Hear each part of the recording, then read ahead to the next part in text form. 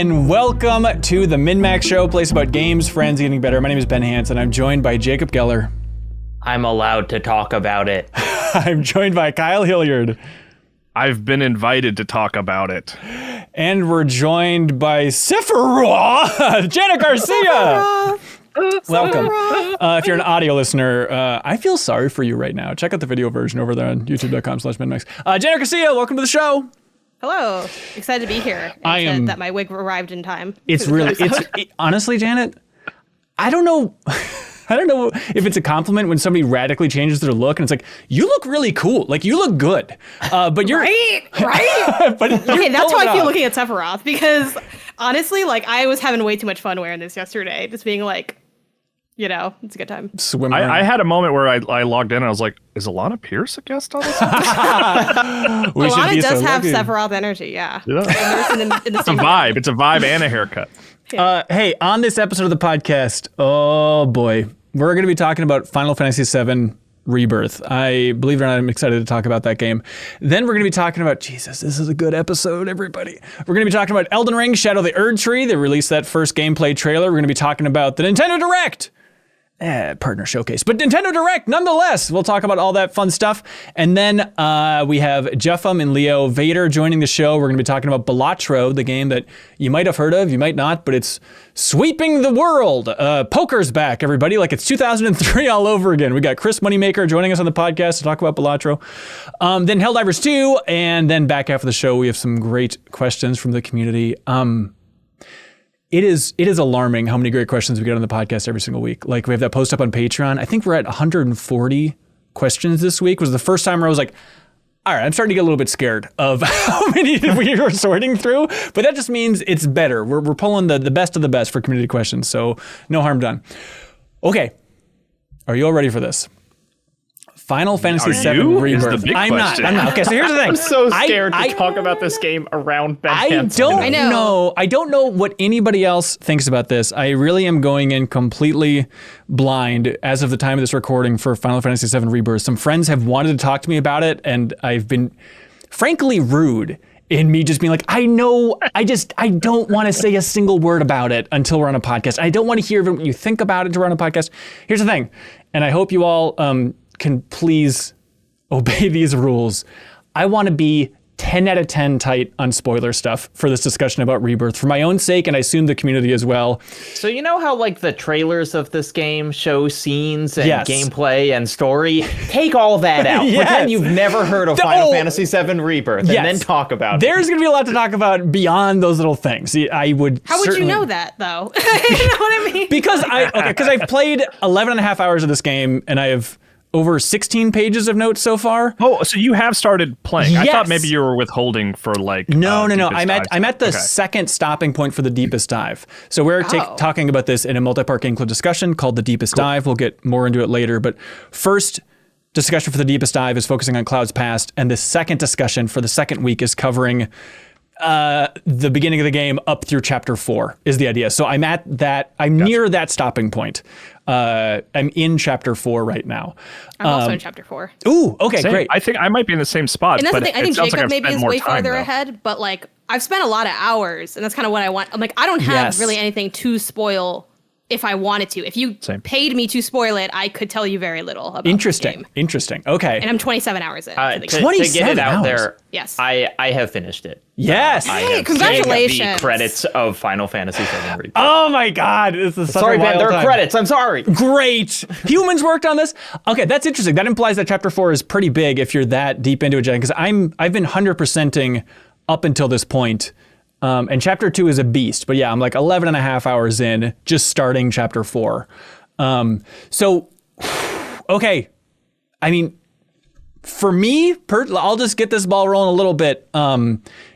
Still early phases of this game, but wowed me out of the gate. We've talked about it a little bit in preview content. And the part I was most skeptical about was the open world stuff. And by the end of chapter 2, I was like, all right, you got me beyond hook, line, and sinker. I am sinking in love with this game to an unhealthy degree. And so I am adoring it so far. There's definitely a lot to talk about here. But Jacob, I'm curious, as somebody who finished it, how are you feeling about it? I have been puzzling over how I feel about this game. Okay. For so long. It took me many hours to beat it. It has been many hours since I beat it, and I can't figure it out. Like, it's I think my main takeaway, which I think is obvious right from the get out, is it is a messy game. Yeah. I think, in terms of just the story is really picking up right where the last game ended. I think it is like, it makes very little kind of affordances to people who are not familiar with exactly what happened in Final Fantasy VII Remake. They try and do like a story recap as an option for you and stuff, right? Right. But I think even more significantly than that, it's like, when you start the game, almost right off the bat, you have as many people in your party as you had at the end of Final Fantasy VII Remake. You have like 40 different materia slots available to you at all times. The game introduces new systems during those first couple hours, literally once every 5 minutes. Like, for hours, it gives you stuff to do. And that kind of keeps up through the experience, and so it is a game that is trying so much and doing so much, and like, I find a lot of those things really compelling, but like, it's not.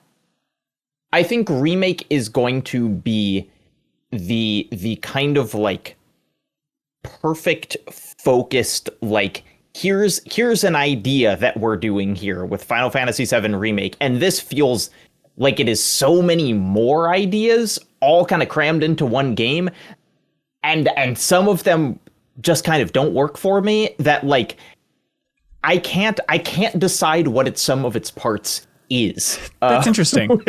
And a lot of that comes down to the open world / open region systems. I mean, it's however you want to define that. Kind of. Okay. I think those are fine. That's kind of where I land on those. I think they're not breaking new ground in the open world genre, but they're not bad either. They're just fine. I think it is more almost the middleness of this game. The fact that it is the middle third of the story makes it pretty hard for them. Like we talked about a lot, Midgar, I'll let other people talk soon, but I've been stewing in my own thoughts with this game for so long. You played the most, man. Yeah.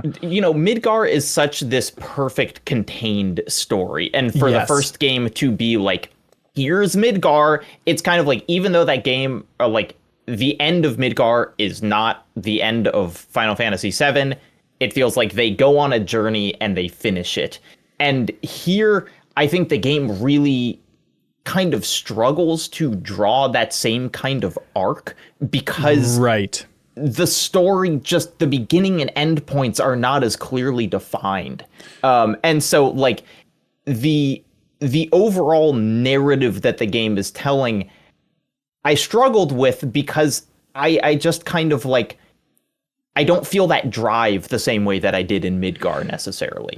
That's interesting. I mean, and again, we'll let Kyle and Janet talk at some point here, but it's a little bit of, a Two Towers situation or something, where it's like, now Two Towers has a lot of defenders, but I think at the time it was very much like, well, yeah, it's the weakest of the Lord of the Rings trilogy, because you're just waiting for like that grand finale of the final third. And here, look, I'm just kind of spitballing out Two my Towers is like always been my favorite. It's the cool person's choice for a while, but I totally hear you, where the game is structured the original in such a way of like, you're in Midgar and then bam, the open world. So it is, I have no idea how this game ends in any way, but I think it's a fascinating conundrum of like, how do you cut people off and then how do you pick up for that final third?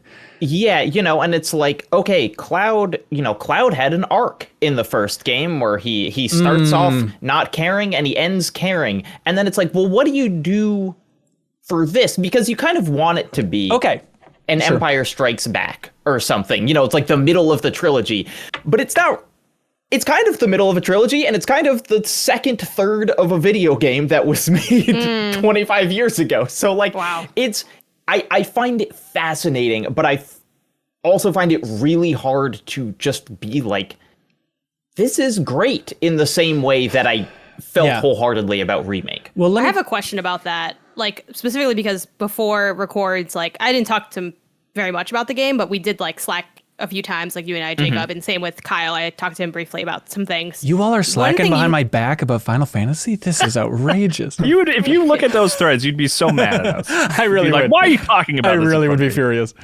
Yeah, it's the New York Times over there. But anyway, Jacob, I'm curious, when do you feel like the story really kind of starts to kick up? Because that was one thing you commented to me somewhat early on, where you're like, I feel like nothing's happened yet. And I think for me and Kyle's playthrough, and to a degree Ben's as well, it's like, yeah, nothing's really happened yet. Like, when does it really get going? Does it never quite get going? What's the deal there? It's hard because like characters have moments throughout where there are kind of like set pieces where you're like, oh, that was a great, Barrett storyline, or like that was a great Red 13 storyline.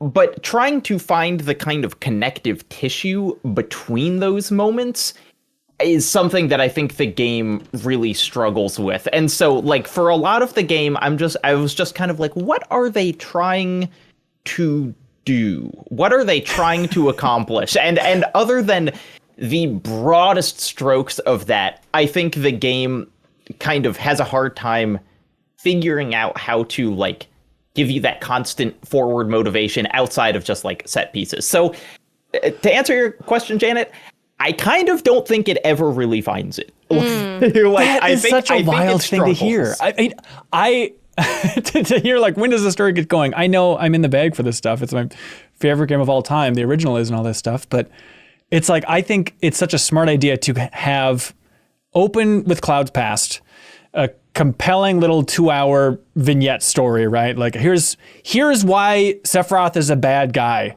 All your questions about that from Remake, here you go, everybody. And then kicking you out into the open world of Final Fantasy VII in this one. And I feel like they do such a good job of reiterating what's going on. It's like, we are trying to hunt down Sephiroth. He is trying to hurt the planet. We need to stop Sephiroth. Also, we need to move forward, but also Shinra's on our back because of everything that happened in Midgar. And so we have that pressure from behind as we're pushing above. And then beyond that, it's just, now let's explore so much of this world. And I think like the thing that really gets me in, the opening hours of Rebirth is, first of all, I know I said this about Remake as well, but I always forget how funny Remake was. And I think Rebirth, I know I'm in the bag for this stuff again, but like, I think the writing is great. I think it's surprisingly funny. And having all these little character moments are so charming throughout it. But I think the part that kills me is just like, the characters are having fun for the first time. Like, there's moments of fun in Remake, there's no doubt about it, but like, it mirrors so well with like, open the doors, let's go out into the grasslands, and like having these characters that I love so much all in a good mood, more or less, for the beginning chunk of this game, right? Like, it is such a delightful tone. To have Barrett be super jokey and animated. Everybody's kind of getting to know each other for real, for the first time. I am just taken aback by that. And then the part that really slays me is, I was skeptical about the open world stuff. And I think there's definitely bones that can be picked. And I want to hear what you all think about it for sure. But at the same time, it's like, I'm not a completionist in games. I'm not a big open world checkpoint kind of guy. But still, I realized at a certain point in this game, like, oh no, like, it's open world checklisty, but the carrot at the end of that stick is like a little cute moment with Aerith or a little cute moment with Red 13. These are my best buds from my childhood. Like, I am so compelled by this. I will do any side quest ever if I get like a slightly heartbreaking conversation with Red 13. Like, done and done. I am over the moon about that type of stuff. But Kyle and Janet, will you please let the world know how you feel about Rebirth so far? I mean, I think you calling out that you're in the bag is relevant and important because like I certainly don't feel as strongly about these characters, and sometimes the sort of comedic nature of it kind of grinds against me a little bit. It's a little too like characters like sort of posing as they're like explaining Japanese things. That's like a little bit too much for me. The thing that I ran into with the open world stuff in particular To be clear, I'm enjoying this game, and once I got a handle back on the combat, I was like, okay, like this feels good again. I had to go hang out with Chadley for a while and like relearn everything. God. But I wanted to hang out with Chadley for a lot more. Dude, Chadley's the worst. But continue. I got to call him on my gun-shaped phone for some reason. But the thing that I ran into is like, I want to know, the main story is what's interesting to me. And I was it asked me if I wanted to learn the card game, and I said, no, thanks. Wow. Like I'm good. I want to just see the main story and get to the combat. Yeah. And I hit a boss pretty early on, like the first boss that you hit really. And he was totally destroying me. And I had this sort of moment where I was like, I have to go do all this stuff. Like the open world stuff is, at least for my playthrough, and maybe I'm bad at the combat, it feels required, which really rubbed against me the wrong way initially. I'm coming around on it in the second open area. I've kind of like now have a better understanding of like, I need to do a lot of this stuff if I want to be successful moving forward. Yeah. But like that first barrier that I hit, and I was like, I got to go back. I got to go play that card game that I'm not interested in. I got to go buy chocobo armor that I don't care about. I gotta like do find these gems and play that like triangle pressing mini game a handful of times. Like I initially it really rubbed me the wrong way. It felt like it's like, yeah, open world, and you can do what you want. And maybe that's the sort of the Breath of the Wildness that has spoiled me. Mm-hmm. Where I'm like, I can kind of do what I want, and if I want to do the main story, I can just do that. But the game was kind of like, no, you got to do this other stuff. Well, that's interesting. And I did it, and it was like, most of it's fine. And then like the next area, I kind of went into it like, okay, I kind of know I need to do this, and I didn't feel as like annoyed by it. But that was sort of my first impression, was like, I kind of wanted to see the main story, and you're really holding me back here. Well, did you try the dynamic difficulty? Because it starts out default on normal, but there's a dynamic mode so that I think it's designed so that if you are doing all the side stuff, that everything kind of scales up with you. But maybe I try that, but I also don't want to. I want to play the combat at the level they sort of designed it to be played at. I don't really want it to drop down to easy for me. Well, that's the thing. And that's the thing I have to square, I guess. You got to Square Enix. Yeah. We all got there immediately. No, but that's interesting because I 100%ed everything in that first open region area, and then.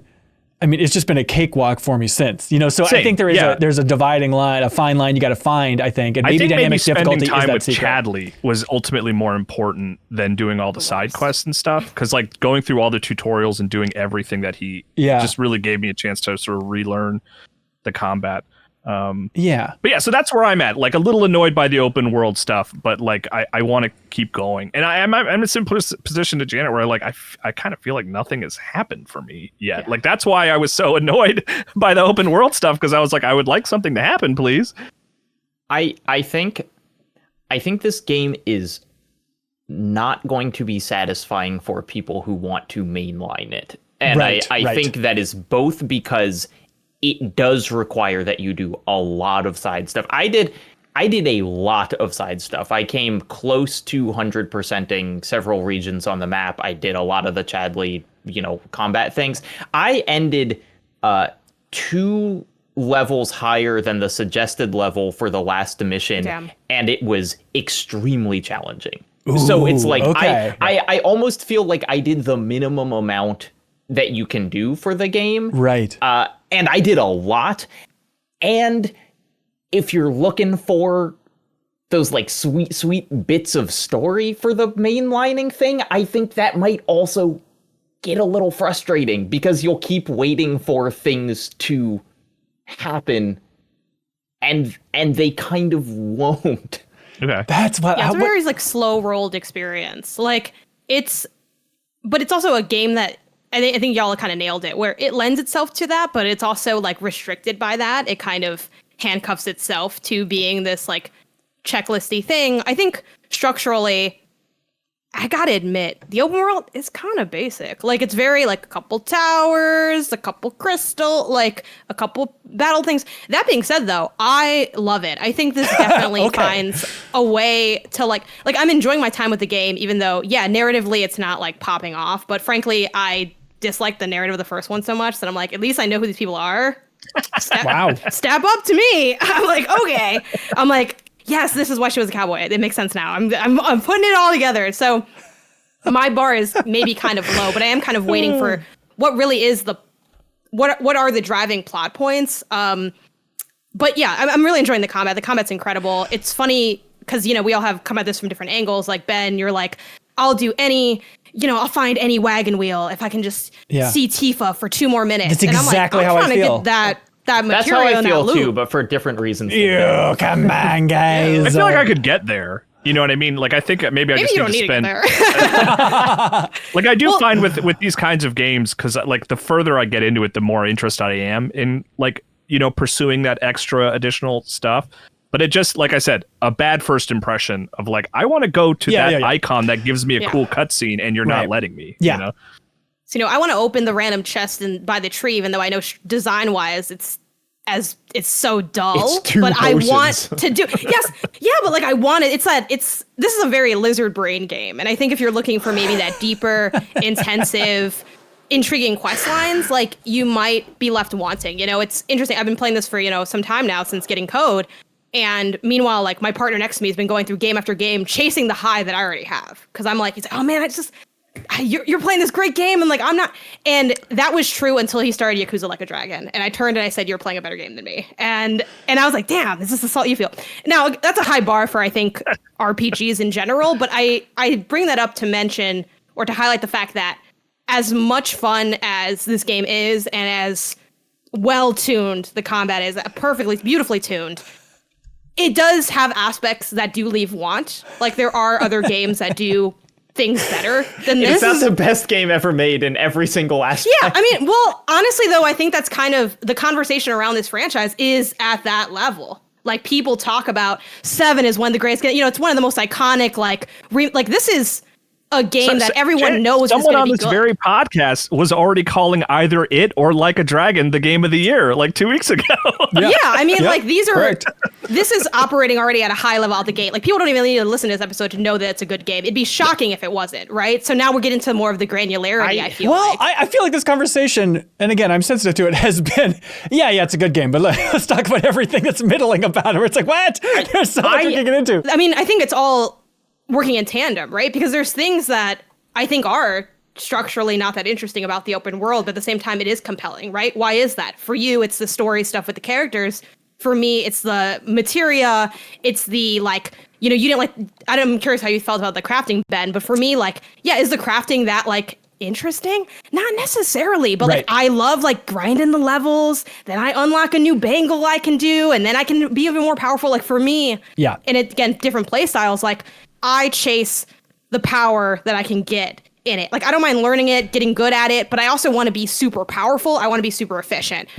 I usually play on normal, but I will never say a game is too easy. I want to grind my way into godliness, and I get to do this while having, some fun out there roaming around with my pals. But that's not to say that there isn't still hitches along that enjoyable journey. Ben, I think you saying it's a great game, let's talk about all that's middling, is exactly why I find it so hard to talk about this game, because there is so much in it, and so much of it is mid. Like, I don't mean to sound dismissive, but it's like, there are several scenes in this game where I yelled at my TV, how could anyone think this is fun? Like this game has dozens of mini games, and many of them are clunkers. And like it's like there are parts of this game that are not fun. There are parts of this game that seem completely kind of detached from like whatever other ideas the game is doing. Yeah. And then it will hit you with a high that is so high that you think, well, of course, like this is a great game. Look at the scene that it just delivered. You could not deliver that scene if you didn't know what you were doing. And like those two things are running into each other constantly. Like I don't know where review scores are going to be for this. Yeah. Presumably they will be high because it's a game with really good graphics and story and gameplay. But like other than that, I think that the game like kind of doesn't cohere. I think that it like doesn't hold together, and that makes it really like, if I was just like, here are the things that I want to nitpick about the game, I would talk for 3 hours, and then like the stuff that I like, I'm prepared for us to do this. Generally kind of it is stuff that is both hard to talk about because of story reasons, and also are those more ineffable, just like, I like the characters, you know? And it's like, it's hard to figure out. I like the characters versus I have spent 12 hours switching materia between people, and the game doesn't give me enough to like tell me when it's going to restrict me to one party, and then I have to. So it's like those walls come up often, and I kept running into them. That's really interesting. And the option to change your party isn't in the party menu. Well, that's very unforgivable. That is unforgivable. Yeah, I found that so strange. But like now that's really like we're going so granular. We're in the. No, I was just making a settings. joke. That's just. But I do love. No, but that's. I mean, there's still Queensblood validity to that in a sense, right? Like for me, since I'm so early on, the minigame stuff has worked for me so far because my only minigames have been Queensblood, and I just unlocked it's the little game where you're like the little toy soldiers and you're like going up the routes and you're like Condor Canyon. Yeah, Fort Condor. Condor Canyon. Fort Condor. A game that I am terrible at. I've never been worse at a video game in my life than Condor Canyon. I don't understand how I know what's coming. Fort Condor. So those things have been better than I think I expected. You know, I haven't ran into the like the robot hands of like the last game, you know, like things like that. But well, I mean, I do think it is interesting, like, especially in the opening of the Clouds Pass, like you talk about the robot hands. It's so funny in both these games now. There are just like those moments of, we talked about it before, but kind of the gameplay for gameplay's sake.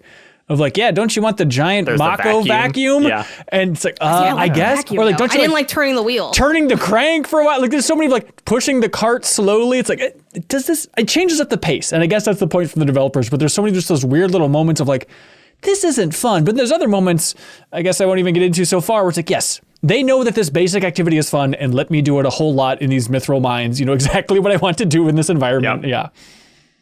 It's a very blank check video game. We love to talk about the what are developers allowed to do? What do they want to do?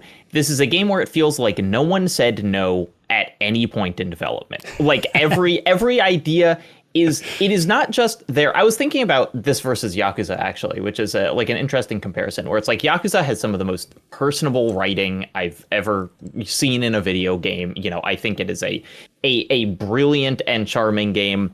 Most side stories in Yakuza will end with you fighting a guy because like fighting is kind of how the game tells stories. And this, it's like every side story is going to have a bespoke action that is like animated to a AAA level that you will never see again. And a lot of those aren't fun, but you still just have to kind of marvel at like another new thing. I'm 40 hours in and like this is the first time I'm seeing this. Oh, that's very exciting to hear, I think. The Queensblood, before we get too far away from that is the new card game here for VII Rebirth. And Kyle, I'm with you. I couldn't have skipped Gwent harder. And Queensblood popped up, and like, you know, even the card games for Final Fantasy 8 and 9, like I never was that passionate about it. I know the fan bases are gaga for those things. So Queensblood, I was like, I don't think so. But I want to do every quest, so I'm going to learn how to actually play this thing. And I'm having a good time with it. It's a pretty simple little card game, but I think it's fun. It's really fun. Yeah, I like Queensblood it. is really good. Ooh, I think too, one thing that's surprised me so far, we'll see if there's more payoff like this. I mean, Jacob would know more than me, but then it is like spoiler territory, I guess. But as much as most of the side stuff is like the carrot on the stick is like a meter goes up with maybe like a little cutscene or something, they're specifically with Queensblood. By the time I got to like the second region or something like that, I've been doing all of them. And I got like this wild cutscene from like, yes, I know exactly what you're talking about. Yeah. And I'm like, okay, maybe. And that's kind of what I mean by like this. And I know people complain oftentimes when there's criticism that involves like almost like what the game isn't, even though like inherently if you're complaining about something in a game, you're kind of, you know, comparing it to what you feel it's lacking to some degree. But that was something that really surprised me and that I hope to see more of, where it's like, okay, there's a more, again, Jacob, you're talking about cohesion. To me, that was a moment of pure cohesion where I'm like, wow, like this little seemingly trivial thing, because, you know, inherently side content has to be trivialized to some degree or else it would be in the main thing, right?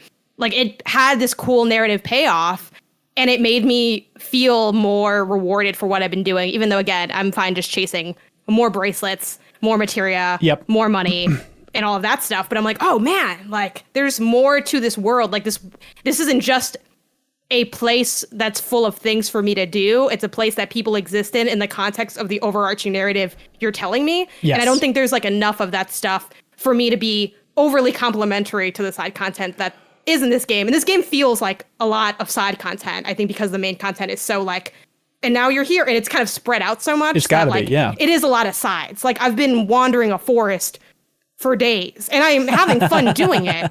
But at the same time, like I am kind of doing the same thing over and over again. Inherently, it's like, okay, a Moogle shop here, a tower here, battle intel, Chadley. But I like fighting and I like hanging out. Yeah. So I keep doing it. Like I don't need to do that. Also, the platinum in this is impossible. They want you to beat the game on the hardest difficulty, which I think is criminal. Oh, that's and they should be wild. Janet, I think doing that might actually be easier than the final Queen's Blood game, which I am on, and I cannot. It seems impossible.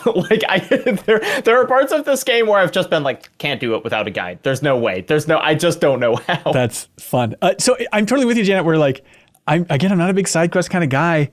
And still in that first region, it is side quest where it's like, okay, this is a fine little story. There's some dialogue here. There's some characters. Sure, I don't really care too much about. And then finishing that one, and then the cutscene payoff for that was like, what? It's like already there are some really good things hiding behind seemingly not interesting side quest content. But it's such an interesting, and this goes to, I think, the fun thing of this design, Janet, to your point of like, so much of the game is that side content. And it's like, I am tipping my cap in a big way for them trying to tackle that buffalo, as they say, I don't know, of just like, we're trying to create the world map from Final Fantasy VII, and it has to be huge. We're trying to bring, oh my God, Jen has a buffalo in her cup. We're trying to bring back that feeling of, isn't it a wild experience in an old RPG before like Final Fantasy X, and they got rid of kind of the overworld map, right? Of just this huge environment. And so to try and get back to that, you need stuff to do, and it can't all be prime main story content. And so it's a really interesting design challenge. And so that makes sense that a lot of it's going to be side-ish content, you know? And I will say, while this game is a better game than this franchise, I'm not saying that they're the same. When I played this, I'm like, yeah, this is Horizon. Like, it's a great combat, side stuff okay. Yep. Like, I'm like, this is Ben's Horizon. So I just want to throw that out there to break a lot of... Except with just lovable, charming dialogue and strategy and combat. No, I think that's... Hey, whatever you got to tell yourself, man. Like, it's all good. You're among friends here, me and Jeffem. No, There's too many people to count, you know? I think Horizon is obviously a big point of inspiration. You know, even, Hamaguchi, the game's director, has cited Horizon as being maybe his favorite PS4 game. Like he's a huge fan of that, and you can see it in a lot of spaces here. And you talk about like the crafting and stuff, Janet, how that's satisfying just on a lizard brain level. Like they know what they're doing. That item transmutation interface, like I didn't really care too much about that, about crafting high potion. It's like, I like making the equipment, but as you're going through that, like it's just PopCap level satisfaction of just things popping up all over the screen every time you craft anything. Like they have honed it very well for all of our lousy lizard brains. There's some nice small quality of life stuff too with that, like being on the chocobos and being able to like pick up while you're on there, and not just pick up, but pick up in a group in a way that you can't when you're walking. Again, this sounds very... No, it's huge. I think and this is also very debated, like on how to approach criticism via podcast, like how granular do you get? But I think in a weird way, because the game is so vast, it warrants a more granular conversation, because these are things that you're spending hours and hours doing, like picking up little herbs. I've picked up more herbs here than I've like picked up coins in Mario game. I swear to God, like, I'm just walking around. Them out. It'll start being like you can't hit that 99. Oh yeah, I hit that 99 real quick. But it still disappears from the map. I was picking up herbs for like an hour until I noticed down the corner of the screen it said, you can't pick any more of these up. Yeah. Like I know it looks like you have been, but you haven't been. They do like... Doesn't matter. You'll never run out. You'll be different, but Jacob, I have to make a bunch of stuff I don't need so that I can unlock the ability to make stuff I do need. No, actually, you won't need those things either. Oh, okay. Yeah. Also with Chadley, because I gotta highlight that. I can't stand Chadley. He's the most annoying video game character I think I've ever met in my entire life. Ever met? Who's more annoying? Navi. I don't know. There's probably bro. 1,000. I'll tell you one thing. You hate Navi, you got a new mortal enemy to square up with. But And there's no way to like turn him, like he talks like all the time about like what you're doing. Like, oh, you found this thing. He default comes out of the controller speaker. So my hack, if y'all hate him, is to mute the controller speaker. I did that immediately, and I'm so glad Chadley's not screaming at me from my room. There were moments of true, just like I was like, my brain can't handle this, where I would be playing, doing open world stuff, just kind of like listening to a podcast because I want to wipe some stuff off the map. You'd get into a combat scenario where you were fighting in these very specific ways, and that whole time Chadley is talking to you out of the microphone, telling you how you need to do the combat. And what so if there's a music. Chatter was screaming at full volume. There's music and combat sounds coming from the TV. My controller is just yelling at me like, "Aren't these dragons interesting?" And then I'm also listening to like an episode of Doughboys, and I was like, my nose is about to start bleeding. That's gaming, baby. No, I do want to shout out those scenarios of the battle intel, which is what you're describing, where you like approach some enemies in the field and you have like a set number of things that you need to do to like complete the research essentially. And usually it's like pressure, stagger, and like what other thing. And I will say, like, unfortunately, a lot of the intel has boiled down to pressure, stagger, beat in a certain amount of time. But the way more interesting ones that actually do teach you different ways to use the combat are ones that like evoke either a certain way to interact with the enemy. Things like, don't allow them to, the one I can't beat is like, don't allow the bird to fly away when using whatever wind. Like I can't do it. I don't know why. But other ones that I was able to do, it's like, okay, it makes me read the description beyond just what are they weak, what are they strong to, and kind of really get to learn, okay, like this is how this enemy behaves once you inflict a certain amount of damage, or these other, like, it really allows you to engage with the deeper levels of combat that is already inherently very layered. And I think those are real strengths to where it, sure is just a couple checklists on a map, but I feel like it's in service to the larger purposes of the game in a really cool way. Yeah. I mean, the combat overall, they made a couple of smart choices. Like the biggest, I feel like, qualm you can have, well, two of the biggest with remakes combat was the idea of like enemies in the air, flying enemies, they're annoying to deal with. And in this game, I think just getting out of the gate with, hey, you have a party that has Aerith and Barrett in it, and you can use them whenever you want, for the most part. It's like that helps in a big way. It's like you're always going to have somebody you can switch to if you want to just shoot down an enemy. But then on top of that, they have added the ability to have like synergy attacks, which are kind of adapting but taking from Intergrade. And so that's interesting because it got the first remake game had that issue of there was a fair bit of time where you're just kind of like, I can't do anything. I'm waiting for my ATB gauge to go up and I'm just slowly circling an enemy, running around perhaps, hoping that gauge goes up a little bit faster. And then in this one, the ability to have synergy attacks, which don't require an ATB gauge. You can just hit those whenever you want, and you can unlock those with, with your party members through the whole Folio system, which is a whole new upgrade path. And it's another system. Hey, it's a system called Folio now, everybody. But that's cool. But then on top of that, they have different levels of synergies. And this is where we talk about it being a messy game, Jacob. My first thought was like, I love the combat in this game. I mean, it's probably my favorite RPG combat ever at this point. No, for sure. I agree. I'm fully with you. But when I think of like this game being messy, I think of just like little things like, okay, there's the synergies you can do at any point without ATB, but then if you do ATB attacks, it can build up a little tick on a meter, and if you get enough of those, then there's another type of synergy attacks that are also called synergy attacks. It took me like half the game to figure out like when I was getting access to my synergy ability. Right. So is it based on you using ATB attacks? Because I actually don't. Yeah. Okay. There's so a little I don't really know, switch, but like you'll even if it's someone it. you're not really using a lot, you should switch to them to use a couple ATB attacks, and right? Yeah, because so you'll see a little you use notch. 3 is Cloud and 3 is Tifa, and then together Cloud and Tifa can like do a mega attack, and it looks awesome. It does look really good. Like the production value on this, specifically within the combat, is through the roof in a way that like I have not seen outside. I know I keep bringing up Yakuza, but outside of like maybe Yakuza, and even then it's like kind of goofy. So we just find that's their tone. This is so much. This is the point where it's like this game has infinite money. Like the things that happen on screen in this, in a similar way to Final Fantasy 16, but I think they just like hit way harder because like the characters and scenarios are interesting. Yes. Like, you know, it is just kind of like constant astonishment. And Ben, I'm sure you will have a million times of saying like, this was like 30 seconds in the original. And somehow it is like they've spent $15 million on it. No, that is, I mean, we streamed the chunk of Rebirth in the original Final Fantasy VII over the weekend here from the studio. If you want to watch that, it's on our YouTube channel. My friend Grant and I did.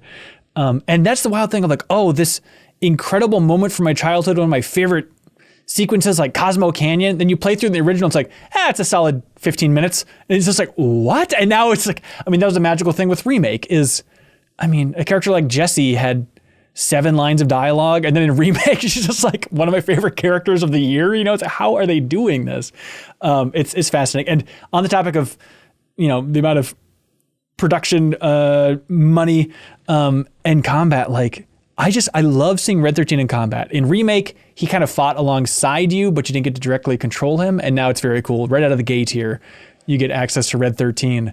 And he is so wild. Like, if you just hold down the attack button, he basically just becomes like Crash Bandicoot. He's like, he just whips around so fast. And it's so fun because when you go into like command mode and everything goes super slow motion, it's just so fun to watch Red 13 in particular, like just like spinning slowly through the air. It's like you're pressing pause on the Tasmanian Devil. And it's such a weird angle for him, but yeah, why not have him just be an absolute maniac with his movement in combat? It's so fun to watch. He also controls like way different than everybody else in a way that like, unfortunately, I can't really roll with Red. Like, I'm just not a block person. I'm not a parry person. I'm not good at it, even with the materia that lanes. But if you are good at it, like, oh my God, like Red is kind of the perfect character for you because you can really lean into that with like his vengeance mode where you block and then you build it up and you'll be like super OP. I'm more of a Barrett stands off to the side with the gun sometimes when I feel like I don't want to have to think about magic. I just start shooting people. And can I make a purely mechanical suggestion for people who are beginning to play it? Something that I wish the game told me. Run it by Kyle like first. 8, yeah. Okay. Kyle, here's what you should do. You have a lot of characters in your party, and they each have many different equipment pieces that give them opportunities to put materia in.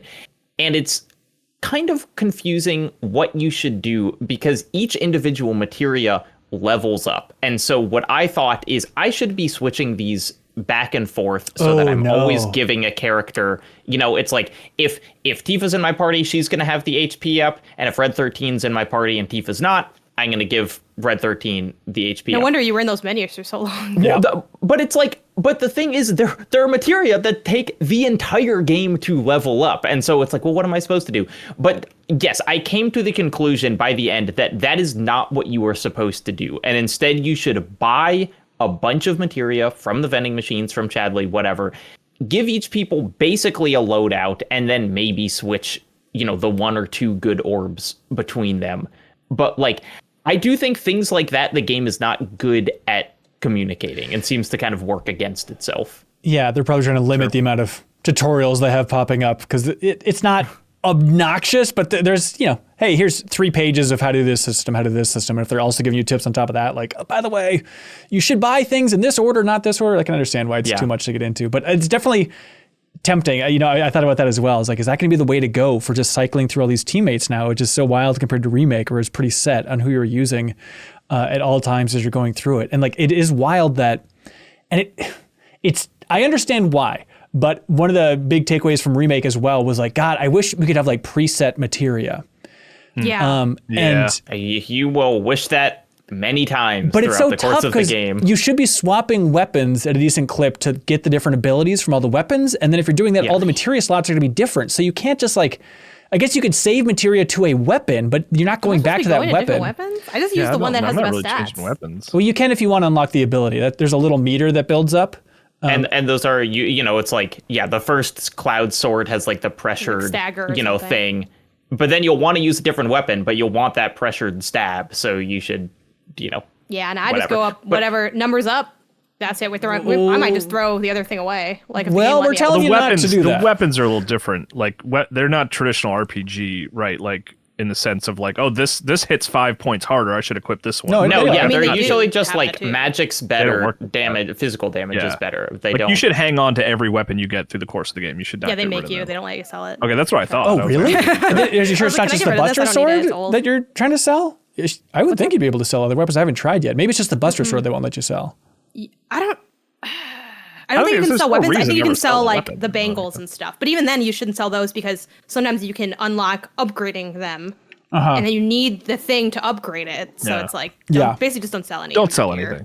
Smart. I wouldn't say don't sell anything, but don't sell the gear. But my big like tip things for this game, which I kind of wish the game just did this naturally, but I get they maybe didn't want to feel restrictive, is to just beeline until you get the rideable chocobos, which isn't that far. But I was like walking around the field like an idiot, like just hanging out, you know? Because it's also, and like it's tempting to be like, oh, there's a tower, I'm gonna go to it. It's like, no, just get the chocobos first, because then you'll talk to Chadley, then you can unlock the towers, and that's what you'll need. Yes. Yep. Basically, chocobos, Chadley, and then when you get to the second region, do the chocobo side quest and finish it, because that's how you can fast travel back, which I didn't unlock for another like 10 hours, so then I couldn't go back. Boy. Also, as soon as you can, do the battle simulator character tutorials. I didn't do those for like 10 hours into the game.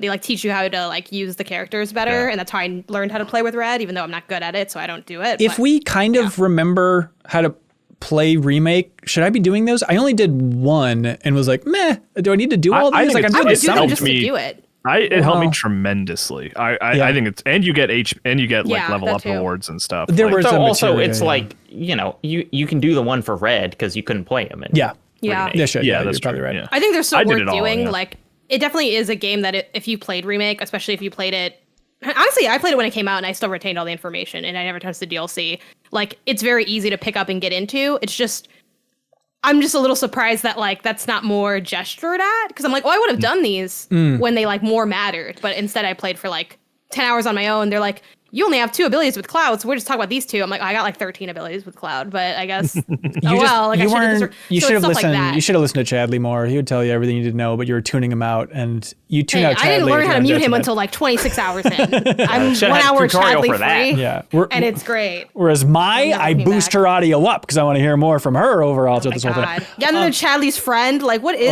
this? The sister. Will they, won't they? Please. They won't, hopefully. Is it his sister? No. We can't get into my... Is that offensive? She's an AI. I thought she literally said sister at some point, but maybe I'm misremembering. Spiritually. The big thing, too, with this game is now there's bonds, like a real value to building up bonds with the people in your party. Whereas, you know, you got like an extra little moment, depending on who you built up a bond with in Remake, and then in this one they're very explicit about like basically Tifa will remember that, like almost to that level of like, and there's a smiley face above them as they're standing out in the world depending on your relationship with them. Jacob, does that build up to interesting things? Is it just a system for the sake of a system? Basically there is a similar thing to what was in Remake, where you have a scene that's with one person or a different person. But overall, I did not find it to be particularly impactful. And it's like, as the course of the game goes on, you're just going to raise them with everyone. Like, it's not like you're like, am I going to be nice to Yuffie or Barrett? Like, you never are asked to kind of make those kind of decisions. Yeah. Overall, I'm loving it more and more. It's so simplistic, but hey, it's Final Fantasy VII Remake in an open world, everybody. If that sounds good to you, it'll be good to you. And if that sounds lame to you, then you're wrong, and you should throw yourself into a volcano. An open world from like I don't endorse that. Yeah. Well, here's the thing, and I know you're joking, but like there are a lot of people still making open world games like that. It is a serviceable open world game. And I will say, despite having a lot of checklists, there aren't like a ridiculous amount of things to do per area, but they do seem to take a long time. There's really only like 5 of one thing, 3 of another, 2 of another, but I don't know, that's 10 hours somehow. Like, which I don't know if that's good or bad, but it's not like there's a million things to do, but I do find it taking me a while to get everything done. Here, can we all take MinnMax pledge right now? Yeah. Maybe. This game only is if we going can to have a have pissy corner later. This game is going to have haters, and y'all need to be normal about it. Okay? Oh yeah, for sure. Like you are not allowed to complain about the people who have issues with this game. I am talking to Ben Hansen and everyone listening in the Final Fantasy audience. Like there are going to be a lot of criticisms of this game, and most of them I will probably agree with, even though I think I generally like the game. Yeah. Like it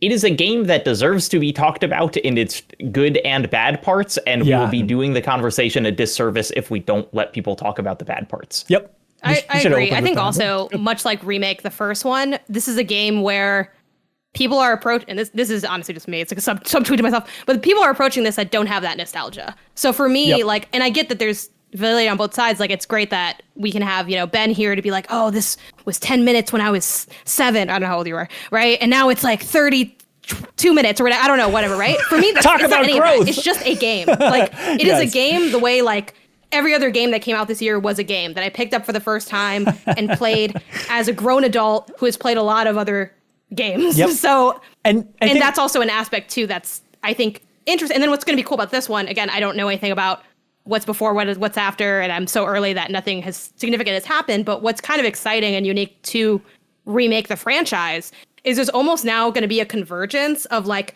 me as my only experience, and then Ben having a new experience that's an old experience but different. So I think that's kind of a fun, like, it's new to everybody. That's in a the fun way, part.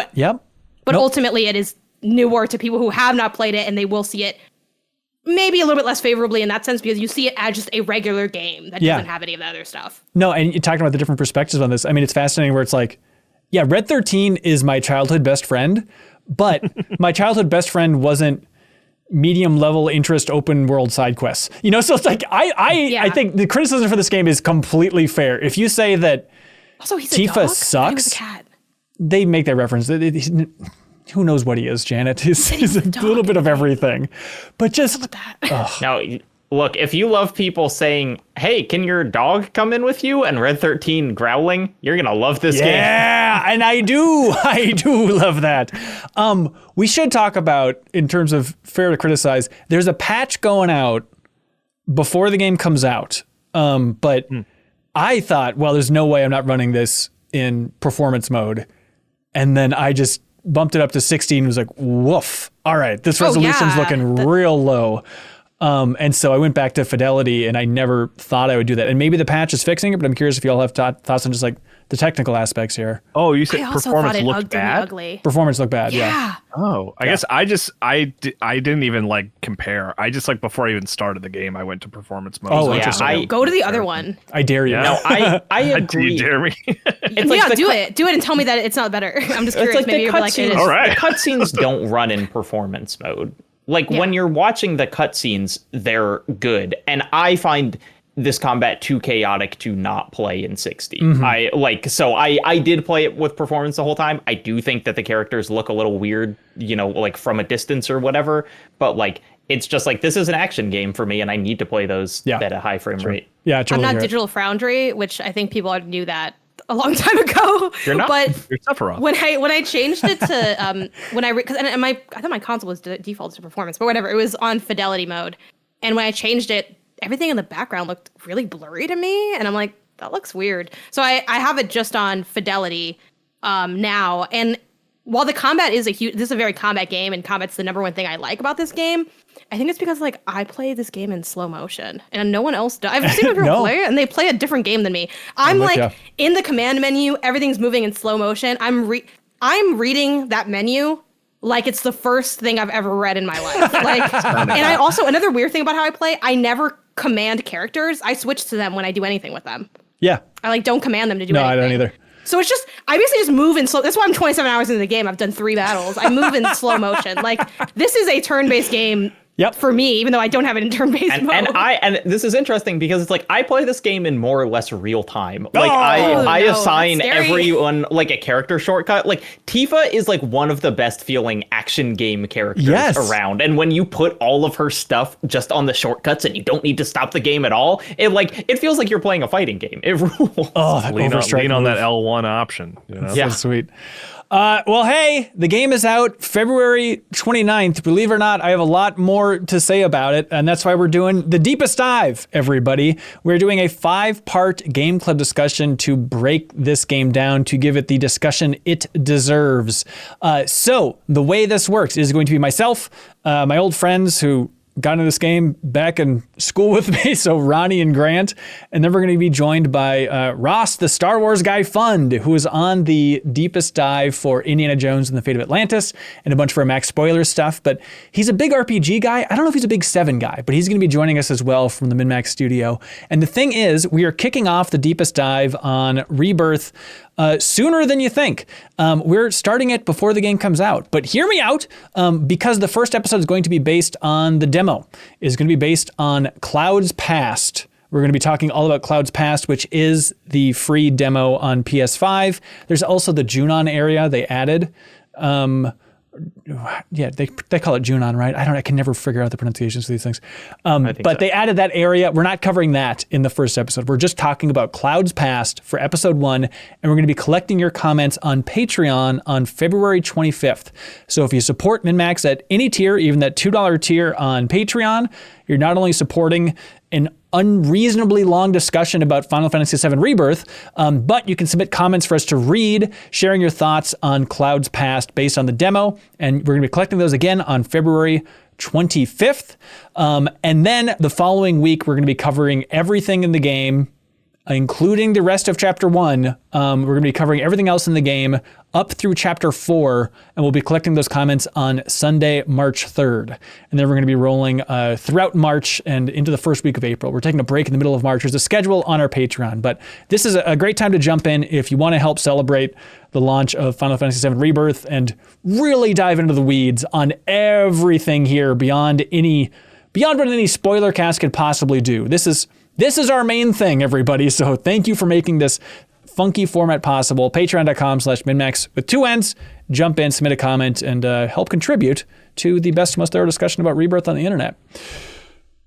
Is that it for Rebirth? Have we been birthed? Yeah, there's probably nothing else to say about Oh my God, there's so much to say. I think we've said all that needs to be said. I'm going to explode talking about this on the deepest dive. All right. Hey, let's move on with the show. Elden Ring. Shadow of the Erdtree! The trailer came out, showing off the DLC. Jacob and I did a reaction stream if you want to see us oogle and ogle a bunch of freaking positive reaction?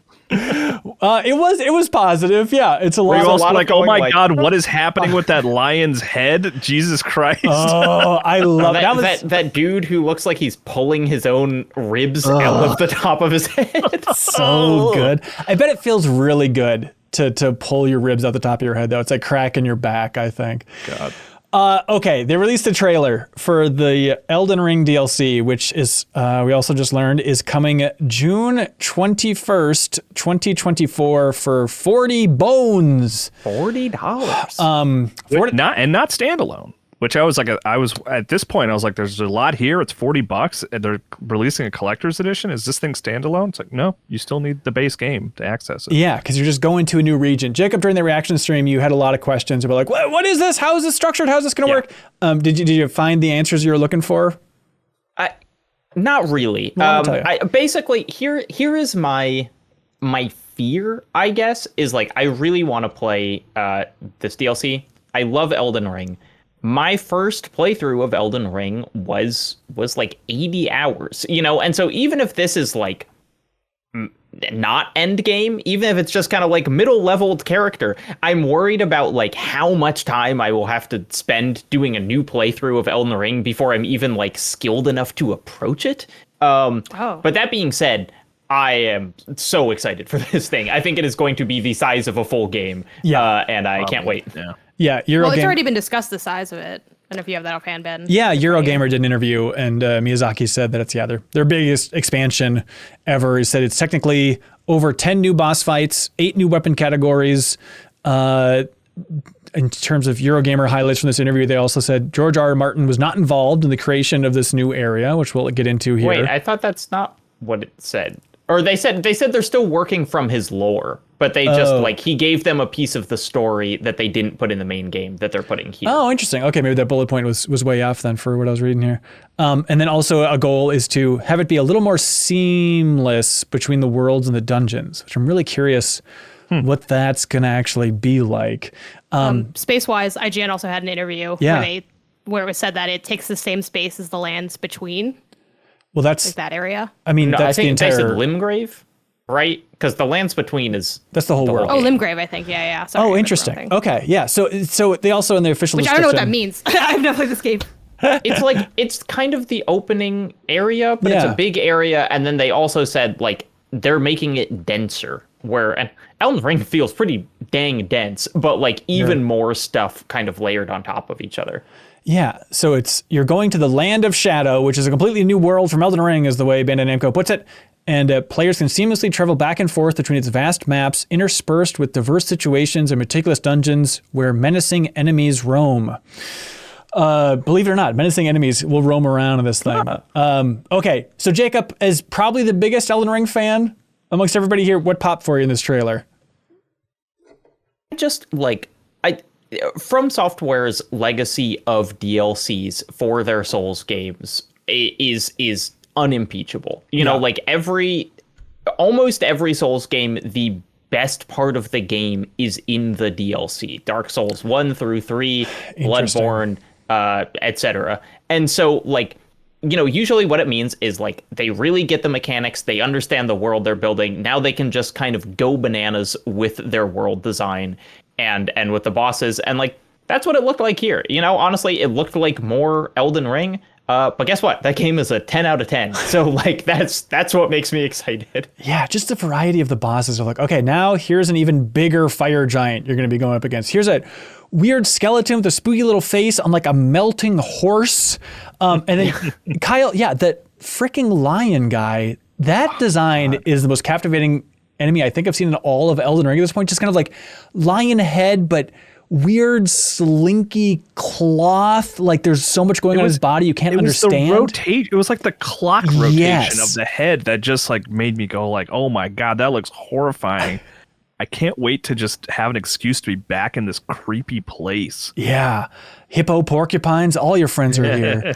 The Reddit was losing its mind about like, there's a Deathblight swamp and there's a giant hippo in the Deathblight swamp. It's everything we've ever wanted. It's just fun to see like that community pop in so much for like lore bits or even like, oh, the Crucible Nightwings. We can finally use the Crucible Nightwings. And we're screaming about that stuff. It's really sweet to see.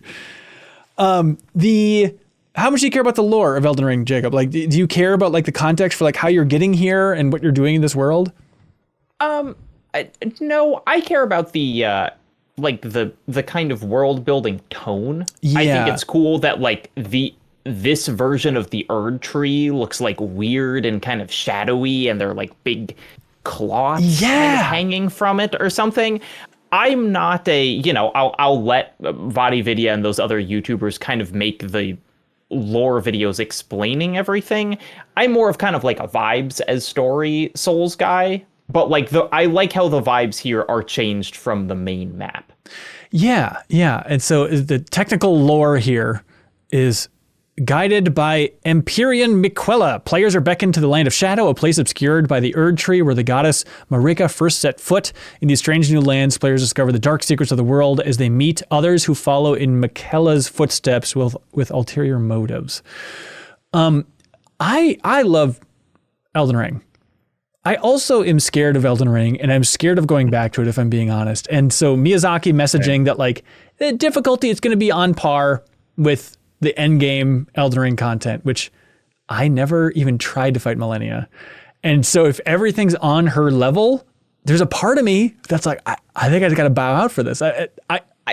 I'm scared. I think my guess is that's an exaggeration because the Millennia is the hardest boss I've ever fought in any video game. And so if that was the general vibe, I think it might be prohibitively difficult. Well, but Jacob, historically, and I'm asking you like to confirm if this is true, like the DLCs for all the Dark Souls and everything, those tend to be like major challenges for the people that have played the rest of the game, right? They're like, you love Dark Souls, here's a really hard thing to add to the end, right? I think so. I think the difference is that with Elden Ring's open structure, it was able to put more of those super hard bosses in the corner of its world anyway. You know, it's like Millennia is an optional boss. You don't have to fight her in Elden Ring. And it's like Elden Ring was a big enough game that it felt like it had 2 Souls DLCs crammed into it already. Yeah. So I am hoping that it won't be way, way harder, because I'm in the same boat as you, Ben. It's like I don't want to be beaten into the ground. And also, the game released 2 years ago. That's the big thing. Like, that's the huge thing. Yep. I feel like they have to adjust a little for everyone's skills kind of atrophying as we've taken time away from Elden Ring. But that's something that's only existing here and now. And 10 years down the road, you know, they like having this that is pairing, true. you know, and it's like, it'd be nice to be able to go seamlessly from one to the other. You can't account for, people forgot because it was 2 years ago.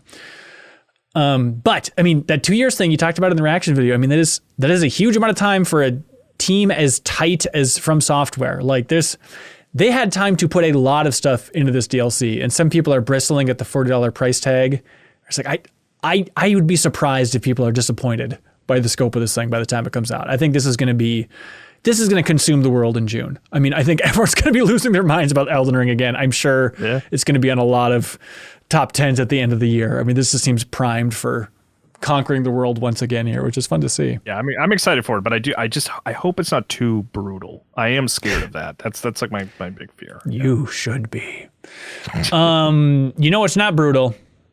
The Nintendo Direct Developer Showcase, everybody. Dun, dun, dun, dun, dun. We also did a reaction stream. You can check it out on our YouTube channel if you want to see all that stuff. No big first-party announcements here from Nintendo, but it's a partner showcase is the way they phrase it specifically. And so it's focusing on third-party stuff in the first half of 2024. Jacob, what was the biggest win for you? I don't know. I guess just seeing the Microsoft games in general. Like, if I had to pick a game, it would probably be Pentiment, which didn't even get its own trailer. Isn't that weird? Like, I like seeing that those games are coming over. There was nothing here that was too thrilling for me otherwise, but like it seemed like a healthy direct, if that makes sense. I think it was. Good. Things are going well. It's a lot of focus on games with online multiplayer for the Switch, kind of in the tail end of its life, which is interesting to see.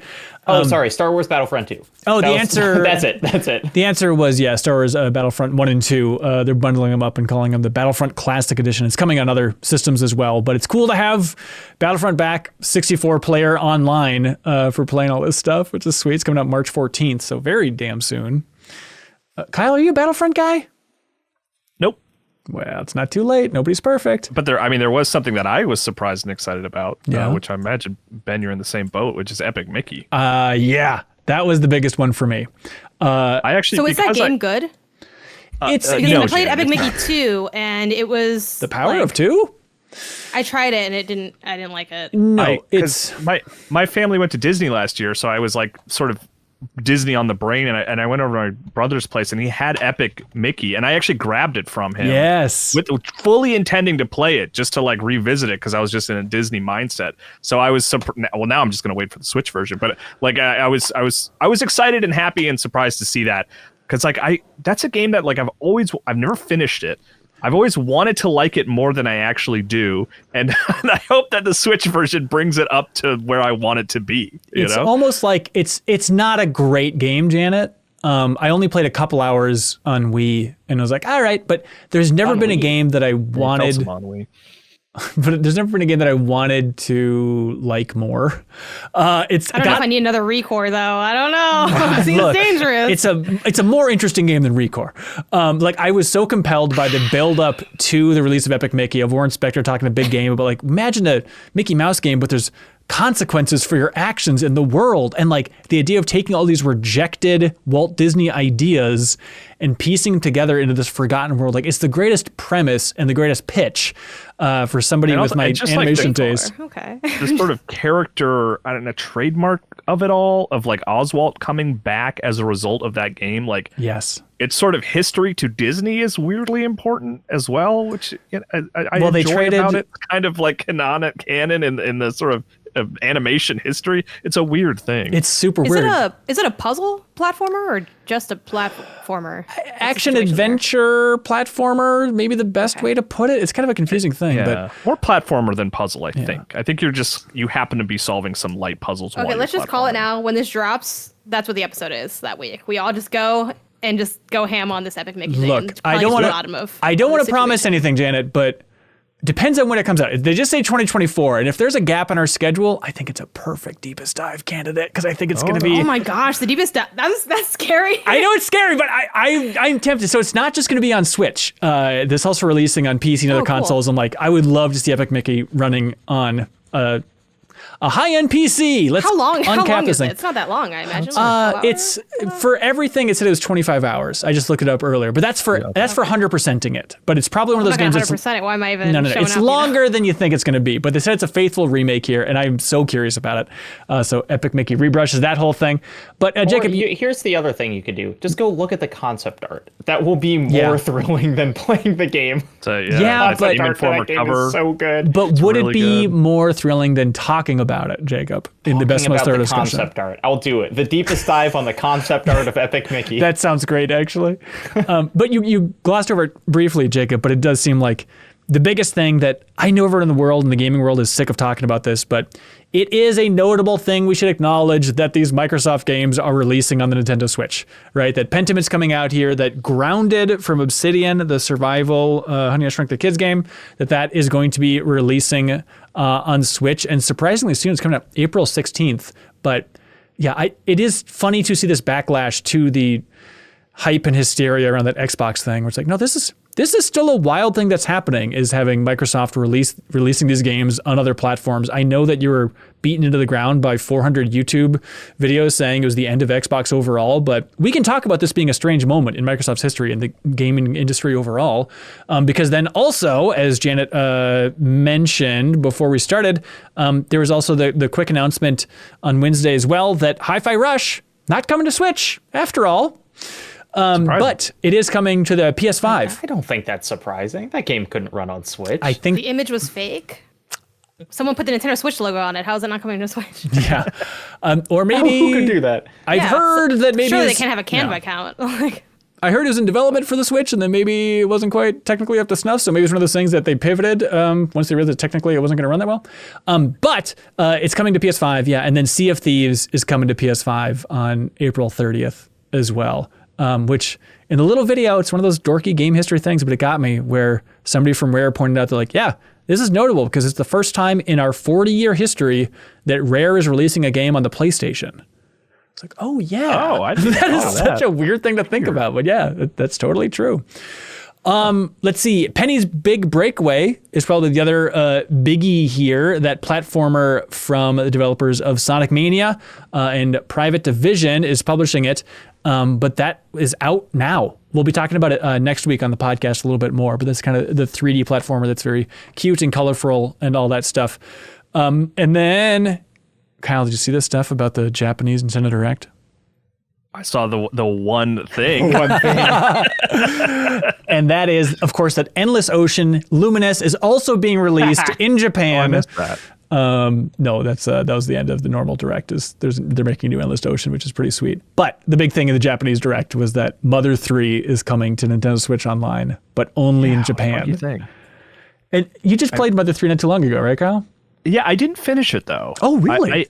I hit kind of a wall where I was struggling. Like I was having a hard time. And then I kind of fell off. I ended up doing something else, but I played it for a good 15 hours or something like that.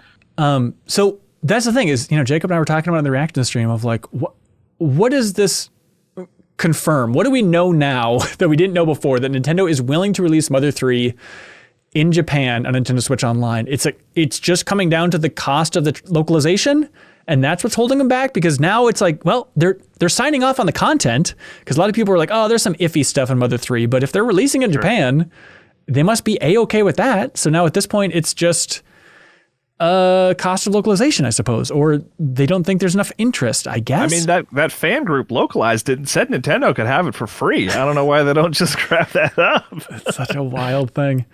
But that's it. Anything else from the showcase that we missed here? Big partner They're making a showcase? Super Monkey Ball after a lot of years of no one really asking, I think, for another Super Monkey Ball. Well, So no, it'll be interesting. there's another one that came out, what was it, 2 years ago? 3 years ago? Well, it was like a remake, right? That was, yeah, I guess that's true. I guess that's It's true. like a port situation. I do like it at the arcade. The port was felt very old, so I don't know if this one would maybe have that fun that I do remember experiencing with Super Monkey Ball, but it's just kind of funny to see. I feel like it fuels the never say never delusion that so many of us have, and I'm like, don't go bringing out this old stuff, because like I just feel like you're here to mess with my head. You know what I mean? Like, why are you? Why are you giving me the never say never energy of this IP? Speaking of, I'm happy to have Blast Core on my Switch. I have a lot of affection for that game. And Killer Instinct. That's fun. I like seeing those rare games. That was quietly another like interesting detail of the partnership and the communication that Nintendo and Microsoft have been having. It is now all these rare games are coming to Nintendo Switch Online at the same time that all these other Microsoft properties are releasing on Switch. It's funny. The day that podcast happened, that Microsoft podcast, one of the things that was trending on Twitter later that day was Rare Replay. And I was like, why is Rare Replay trending? And it was because people were making demands for it to come to Switch, like the whole package. And so when the Rare logo started spinning on screen, I was like, man, I can't believe they got Rare Replay for Switch after all that. How did they know that was going to happen? And then I was like, oh, it's just these 5 games, which is still great. It's still very cool. But I thought it was going to be Rare Replay fully. Yeah. I was really excited, speaking of Blast from the Past, a new World of Goo 2 trailer. Very important indie game for me. And it's going to be exclusive to the Switch, they announced here. And it's coming out May 23rd.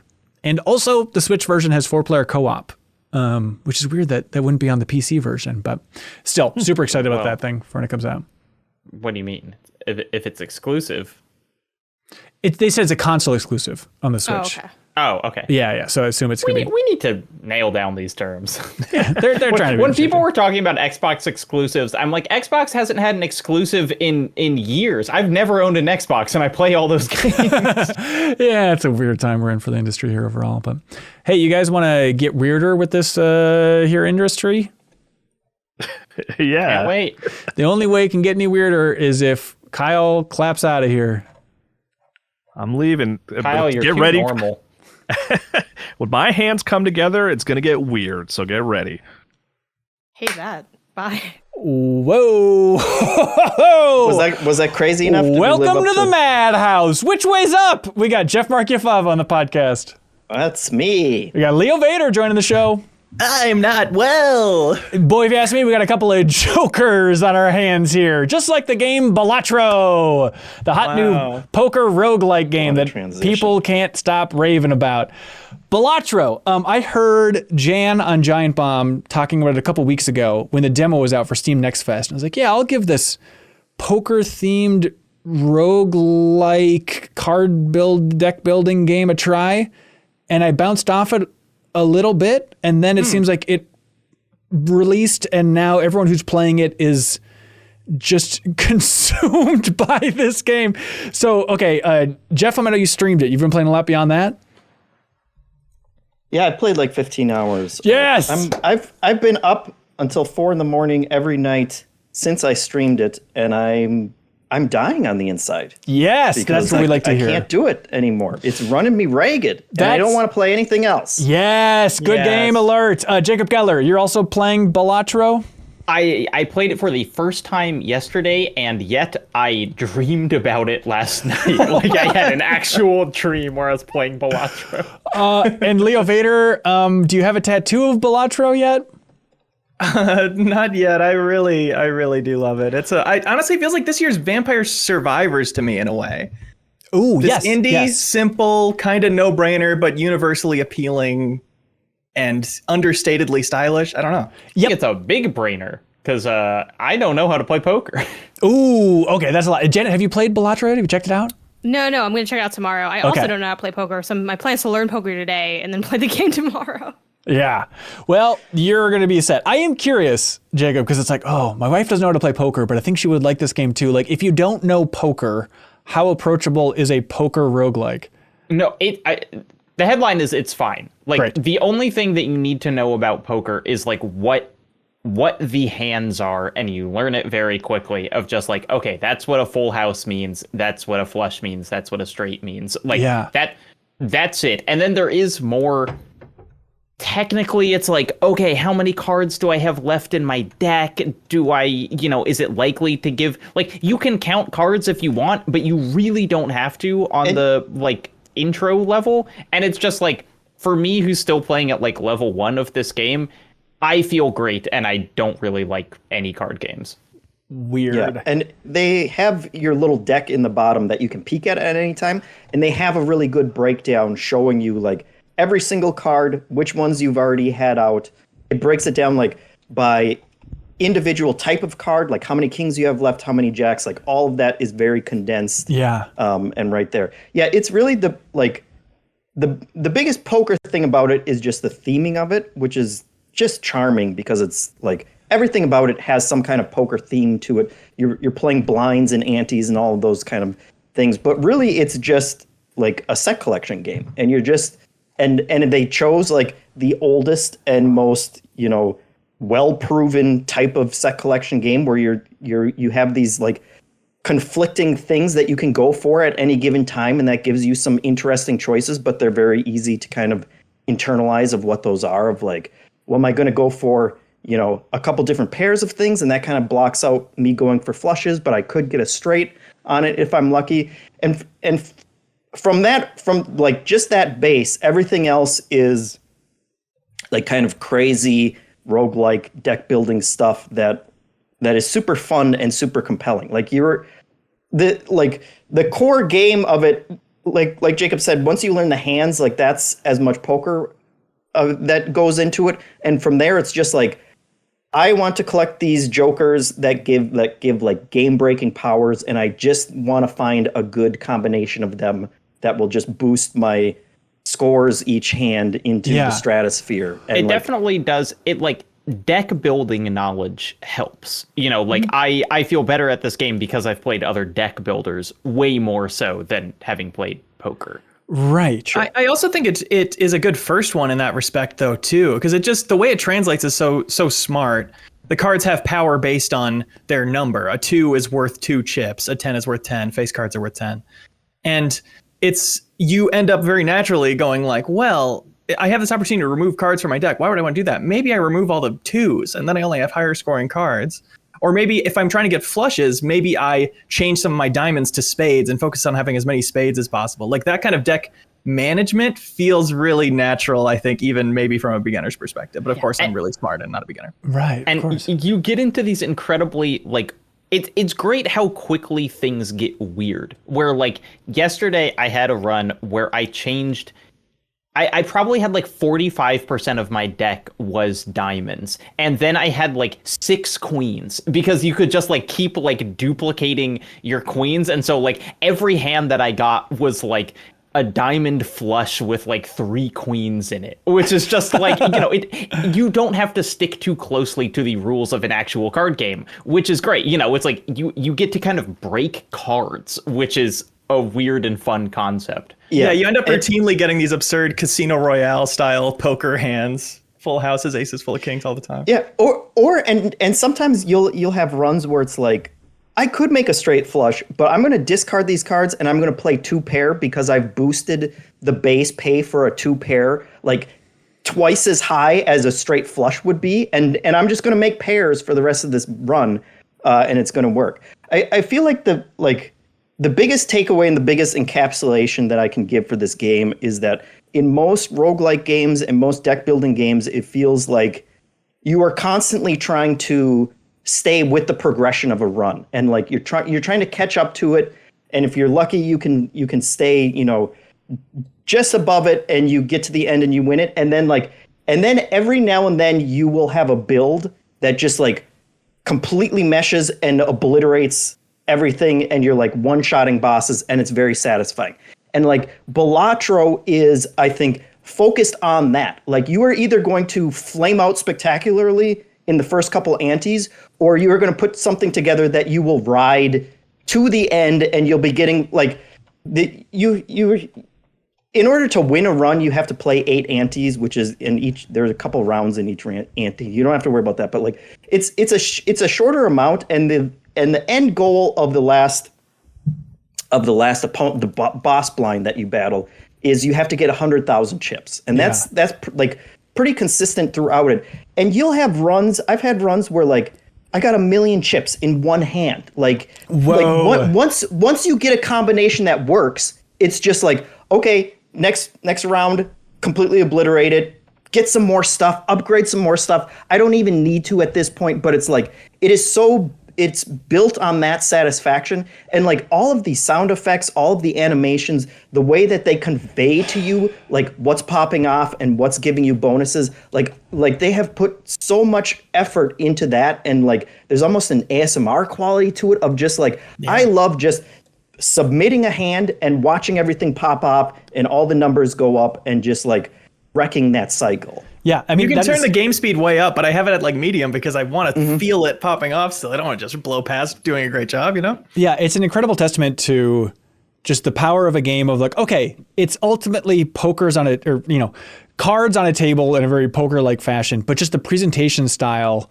it's a little Inscription-esque in that like just a couple of touches, more than I could possibly count, are just pushing it to this level to make it so sticky and so appealing. Just like having those little animations, having the sound effects, having like the slight CRT filter over everything. It's just like, it's a masterclass in making cards on a table seem very compelling visually. Now, so like the way you score points is like you have an amount of chips that a hand is worth, and then you have a multiplier, and each of those things can be like adjusted up by different things you have. And in the corner, you just see like, okay, this one's worth 150 chips times 20, and then it keeps going up. It's like, no, this one's worth 300 chips times 43, and like it keeps going up. And at a certain point, if you get enough chips that you would beat the enemy in a single hand, or it's like you get 5 hands, but if you just do it in one, it like catches on fire, and you just know like, oh man, that thing is screwed. Yeah, like my invisible enemy that I'm fighting didn't stand a chance. You don't even know what the result is yet, but once it catches on fire, like, oh, this is going to be big, and then you just keep watching those numbers race up, and then it finally gives you the big splash. Yeah, it is amazingly satisfying, and I feel at least like on the normal difficulty level, because they do have higher difficulties that you can go into, but it feels tuned for you to just have a lot of fun, break the game in as many ways as possible, and they will just keep giving you a drip feed of new jokers, new different types of ways to play. I unlocked the challenge mode yesterday, and those are all like wildly different and weird, and there's just a lot of content that they have kind of wrung out of this base idea. It is so much more than just like poker roguelike. Like right.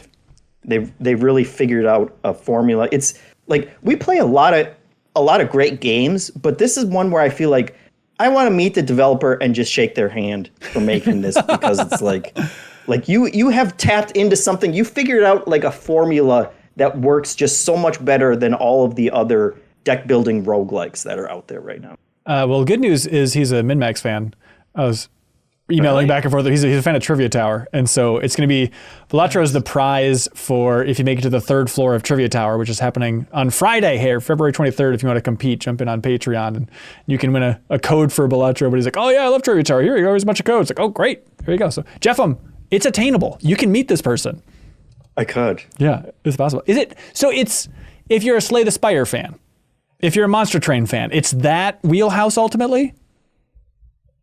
Kind of, but like, so I enjoy both those. I enjoy Monster Train more, and it feels like the evolution of these games is Slay the Spire a run can be really long, and it can feel really grindy, and it can kind of beat you down. Yeah. And like Monster Class or Monster Train shortened that up and kind of packed more into each battle. And this one just feels like, like 20 minutes in, you're either like going to break this game or we're just going to get it out. We're going to get you out of here, and you can just start a new run and figure out a better combination. It feels like in order to win and in order to get past those blinds, like you should just try and figure out something that's going to break it, and you have lots of options for how to break it. Yeah. But as a Slay the Spire fan, yes, you will like it. It's impossible not to like it. That's sweet. I love watching you all light up with it, and it's one that I need to sink more time into. I've never really gotten to deck building outside of Queen's Blood, of course, and so I'm curious to see if like this one is going to break through for me in the way that it clearly has for seemingly everybody else on planet Earth who has tried playing Balatro. Great Steam Deck game. Yeah, for sure. It's also, people pointed out in the chat too, it's 60 megabytes. Like, yes, it is such an It's absurd. impossibly small. Yes, they've been doing regular updates to it, and it's like the update is like 11 kilobytes. that's so fun. This does not happen. How did you pack so much into such a small package? Yeah, I had an Iron Lung. Remember that game, Iron Lung, the horror game? Yeah. I got an update the other day that was like 9 bytes. And I was like, what does that mean? Is that just like 7 zeros? Like, how does this... Is that just like a text plug for the movie coming out? I have no Logan idea. Paul is directing or some nonsense? SJ Man watching us live at the Backstage Pass here says, this might be their favorite game of the year. I managed a deck that ended up with 17 aces in it. That is just, that is absurd. Awesome. But Balatro, it's out on PlayStation and Switch and PC at this point. If you want to check it out, it's Balatro. There's a name in the description with a timestamp. Does it have... wondering. Because I find it a little unmemorable for how much I like the game. I've forgotten it many times. I've been walking around going, I love whatever that. That's Balastro, the biggest problem with the game. Yeah. Is I can't ever remember the name. In ancient Rome, a Balatro was a professional jester or buffoon. Okay, so kind of got it. There you go. So we're all fools here, and it does make perfect sense. You should have called it poker extreme. Good poker. It's telling how compelling Balatro is because Jacob and Leo, you did a Helldivers 2 stream. And then, as far as I can tell, you played for like an hour, and then you said, let's just go back and Dan Reichert and Jacob can watch Leo Vader play Balatro, and it'll be more compelling in some ways. Not to take away anything from Helldivers 2, but it's That just... was mostly motivated by Leo, I'd say. Yeah.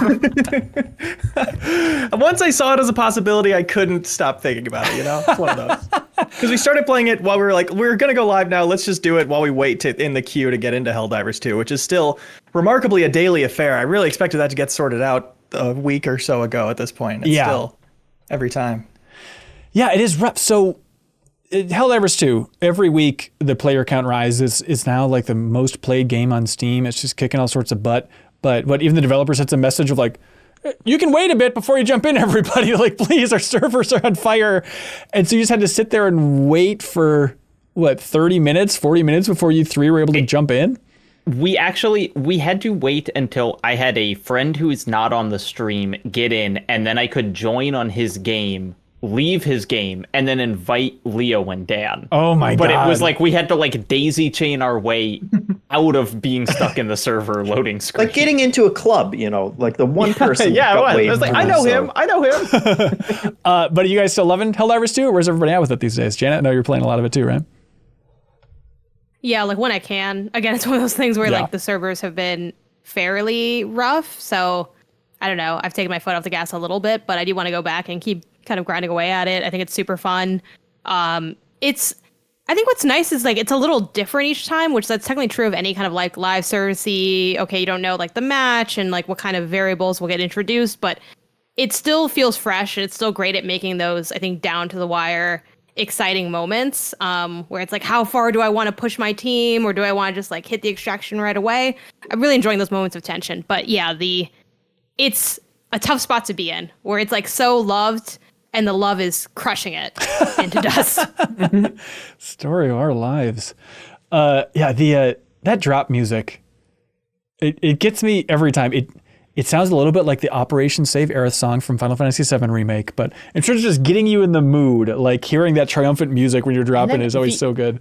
The extraction music sounds exactly like the Sony Spider-Man theme, and I think that every time. Exciting chords. Hey, they know what they're doing. It's the best. We were talking about like why this game Yes. last night. Right. Just kind of like there have been a lot of multiplayer co-op shooters. Like what is it? And my theory is like it's just dumb enough. That like it is my hangout game with my friends forever has been Fortnite, because you really don't need to talk about Fortnite while you're playing it. You can just kind of have it going in the background. And like, this is more involved than Fortnite, but you can do missions and just kind of chat, and you don't constantly need to be like talking about positioning or what your strategy is, at least on the lower difficulty levels. And so it is just riding the line between like interesting strategic mechanics game and like hangout game, which is, I think, what we all want. But then at the same time, silly stuff will happen on a regular basis, and you'll screw each other over, and something will make you laugh on a regular basis while playing Helldivers too. Yeah. Yep. I'm excited for when I can get in easily every time I want to play, just for a quick drop in, drop out. I'm curious how the longevity will be. I think part of the appeal for sure is that it's so easy to drop into. There's no campaign to be left behind from your friends on. Obviously, no like levels or loot really. Your progression is kind of very solitary. You're on your own little path. Yeah. And anybody can help out anybody. Yeah. Helldivers 2. It's cool to see a success like this. Hey, y'all. What's with 2024? Chill out. There's so many games. It's February, please. Hey, Jeff, do you know how this whole thing operates? Jokers. Just bunch of jokers. Many jokers as you can cram in there. Midnight Tokers can be found at patreon.com/MinnMax with 2 N's. You find the tier that is right for you, and that is what is right for us. Don't push yourself past your limit. Find something that's sustainable, because that's what keeps MinnMax as an outlet sustainable, and we can plan better when people aren't pushing their limits. So find a tier that's right for you. The $2 tier, $5 tier, that's dandy for us. And thank you so much to some of our bigger supporters. If you don't know who you are, I'll tell you. Thank you to folks like Factor. Oh man, Factor. These are the 2-minute meals, microwavable, just the best. True story. What's that, Leo? They're Quibbies, quick bites. Factor, the Quibi of meals. They didn't say we can't mention Quibi, right? It's actually in big, bold font. Most ad copy does say, for the love of God, don't mention Quibi. Why does every podcaster keep making jokes about Quibi?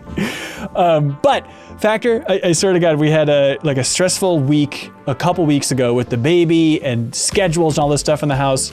And my wife's like, I cannot plan dinner. My head's going to explode. And then literally at that moment, not at that moment, but that same day, then knock on the door. Big box of Factor dropped off at the front. Factor Man. Truly, and we said, thank you, Factor Man. And we gave him a big smooch on either cheek as he walked away. He kind of floated away like a little angel back up to the heavens, because having a big box of just, here's a bunch of great meals, 2 minutes in the microwave, you're good to go, especially for new parents out there, unbelievably helpful. It is really delightful. And this time they came with a bunch of protein shakes and like other quick little drinks and stuff like that. Factor's delicious ready-to-eat meals make eating better every day easy. Wherever tomorrow takes you, be ready with pre-prepared, chef-crafted, and dietitian-approved meals delivered right to your frickin' door. They had some chorizo chili out of this world, some roasted garlic chicken. Again, how good can a meal be, Jeff, you might be asking, that's microwavable for 2 minutes? Try Factor, and I dare you not to swallow it and enjoy it. You'll chew this food with glee, I'll tell you that much. And you can head to factormeals.com/MinnMax50 and use code MinnMax50 to get 50% off. That's code MinnMax50 at Factor Meals. Thank you, Factor Meals. Also, thank you to our dear friends at I Am 8-Bit. They want everybody to know about Day of the Devs, their big event where they bring a bunch of indie game developers together and then also let the public come in and play these games. Previously, it was a gross for-profit company. Now Day of the Devs, non-profit, which means it's A-okay with us. It is now officially a 501c3, but the twist is they need your help to keep this event rolling. So you can go to dayofthedevs.com and you can chip in. They have a couple different donation options, including a donation for a digital bundle of over 30 games. Many were featured at Day of the Devs before, including Psychonauts 2 and a ton more like that. And then there's also a physical goodies bundle where you can get a Day of the Devs mug, socks, a keychain, all that fun stuff. So if you want to help support indie developers and the ability for them to show off their games at a very cool event that Janet and Haley and I will be going to in March here at GDC, then you can go to dayofthedevs.com. And also, you can help support I Am 8-Bit because they're big supporters of ours. If you go to iam8bit.com, check out their wonderful online store. There's a ton of great stuff in there, including, what is this? The Psychonauts 2 vinyl soundtrack. The vinyl soundtrack for Psychonauts 2, a great soundtrack. And help support I Am 8-Bit because I Am 8-Bit supports MinnMax in a big way by shipping out a prize each and every week to whoever submits the best question over there on Patreon. So whoever wins this week wins the Psychonauts 2 vinyl soundtrack from I Am 8-Bit's wonderful online store. I know that's got cool cover art. Guaranteed. So we're playing for keeps here, everybody. You ready for this to get very serious and gross? Okay, this is gross. It's going to be gross because it's going to be such an intense competition to see who's actually going to win this thing. So I'm not here to make friends. That's right, because Jeffem submitted a bunch of questions of his own. So get ready for this. That's right. Ramen Taco is a better way to pronounce that. Says, hey everybody, 2 years ago you had Jacob, Kyle, and Cyril on the MinnMax show. I'm so sorry. To talk about their experience with Elden Ring before it came out. During that conversation, all three of them mentioned that they don't think Elden Ring would be the game to inspire new From Software fans because it still feels like Dark Souls and doesn't really revolutionize the gameplay. Ben did mention that the open world exploration might bring in more people, which Jacob agreed to. Way to go, Jacob. We did it. And everyone was very handsome and smart. No, Elden Ring ended up being From's biggest game. Yeah, we know. With over 20 million sold. I'm curious what your all's thoughts are 2 years later with the announcement of the DLC. Was it the open world exploration that brought in that whole new audience after all? It's a great question. Yeah.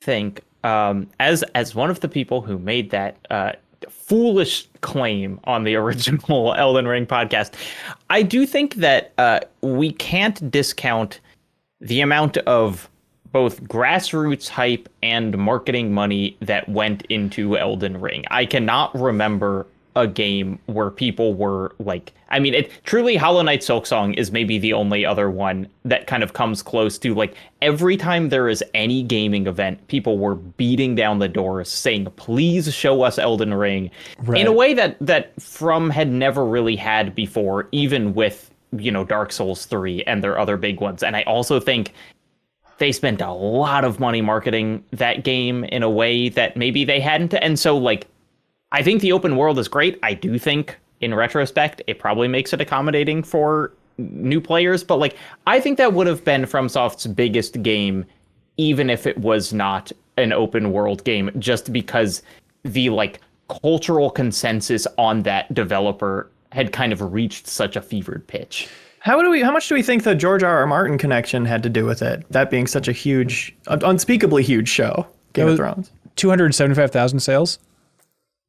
Yeah, okay. I don't think it was moving the needle. Maybe for, like, building initial hype. Or, like, there's probably in commercials. I have to go back and look at the commercials for Elden Ring. Like, how much did they tout that? I think a decent amount, but it's always hard to try and predict like what brings in people who don't play as many games as us. And, like, I could see the George R.R. Martin thing working. I think it being open world did get it in other circles of, like, you know, here are the top 10 open world games coming this year that probably did. But like Jacob said, I think, like, the love for From Software had been cooking for many years. And when you can come out and say, this is our biggest game ever with, you know, the best production values, and now we have George R.R. Martin, like, all of that was going to build hype regardless of, you know, like, the actual open world mechanics that went into it.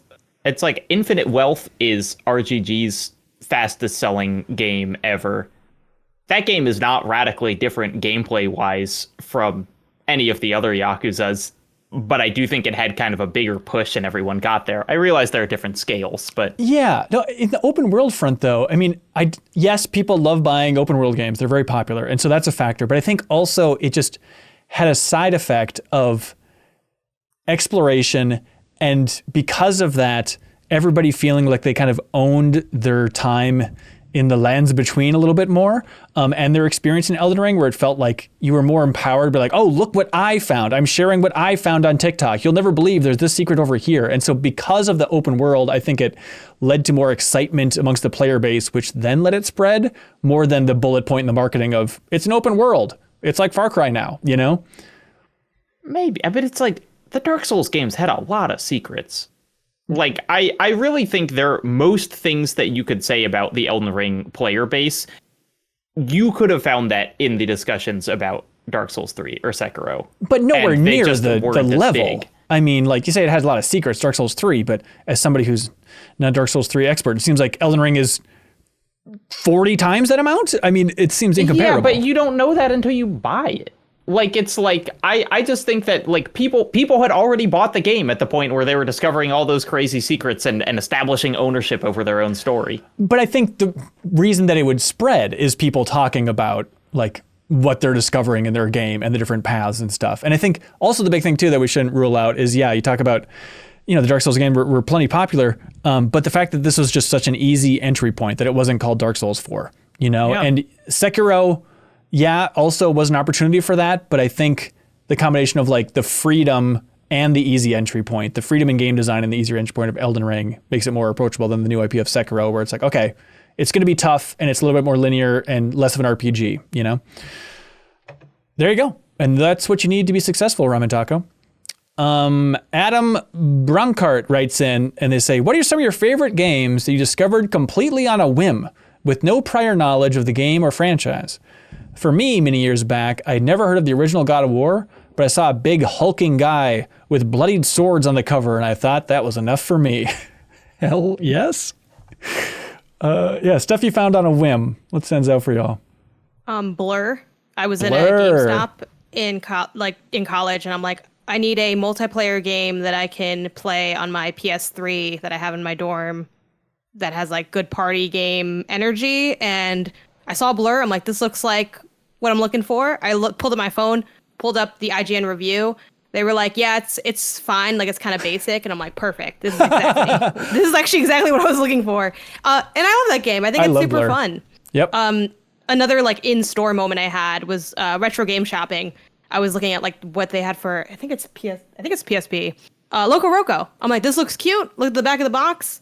I'm like, that seems fun to me. It was $6, so I'm like, even if it sucks, who cares? Like, whatever. It's something to have. You can always, I don't know, pawn it off somewhere else. Love that game. It's awesome. Actually, I started with Loco Roco 2 by accident, and that's how I ended up owning 2 copies of it, buying it again, being like, oh, I love the first one. And it's like, no, you love the second one. You never played the first one. Yeah. So those are my 2 that come to mind.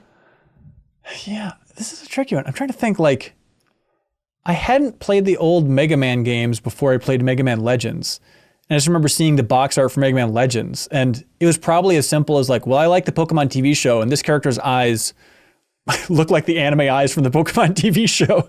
So let me jump into this. But then again, I did love the Mega Man TV show, that animated show growing up. So maybe that doesn't count, but because I was already predisposed to loving Mega Man and all that he stands for. I'm too much of a nerd to have ever, like, I had a subscription to Game Informer before I had a console. Like, games were expensive enough and I was a nerd enough that, like, I never bought a game without reading about it. It was never something that I did on a whim. I can't imagine being uninformed. I get it. I always said that to people on the playground. Oh, it's Shadow Gambit: The Cursed Crew. I literally downloaded because I saw it in my Epic library. I hadn't heard a word about it. So funny. Leo, I do have it's not a big chip on my shoulder. It's like a fly, if it took a bite out of my shoulder, that size of a chip in my shoulder. But I was a little bit annoyed because I posted like in the Slack channel where we post game codes. And I said, hey, here's a trailer for Shadow Gambit: The Cursed Crew. We have a code if anybody wants that. The reviews are really good. And then no one responded to that. And then like a couple months later, you're like, I found this game called Shadow Gambit and it rules and I haven't heard anything about it. And I'm sure I watched the trailer and immediately banished it from my mind. It doesn't look like the type of game I would play from gameplay, I don't think. Yeah. It was more vibes of like the description. Totally. Apology accepted. Lanthian wrote in, they say, a friend and I recently played through Dead Space Extraction. Despite positive reviews, we both found it boring and kept questioning who this game was made for. This is the Dead Space spinoff on the Wii. My question to everybody is, do you think that Dead Space Extraction is at least one person's all-time favorite game? Great question. Great question. Yes. The person who made it, if it was the first game that they were like the director of, maybe? It's actually a really tragic story. Someone played that and loved it, and then they died before they could play another video game. They went to the dead space themselves. Their first and last game. They were extracted. Absolutely. If you were a kid with a Wii and you had Wii Sports, and then this is somebody's path through games. They had Wii Sports. It was a good time with their family, yada, yada, yada. And then an uncle or something gave them Dead Space Extraction, and that was like the first hardcore serious game that they played, because we all know Dead Space Extraction, hardcore is all hell. It would click in that way for somebody, and they would go to their grave, in Jacob's case, a very early premature grave, arguing that it's the #1 game of all time. I think it could happen. Yeah, I think that at a certain level of exposure, anything is someone's favorite.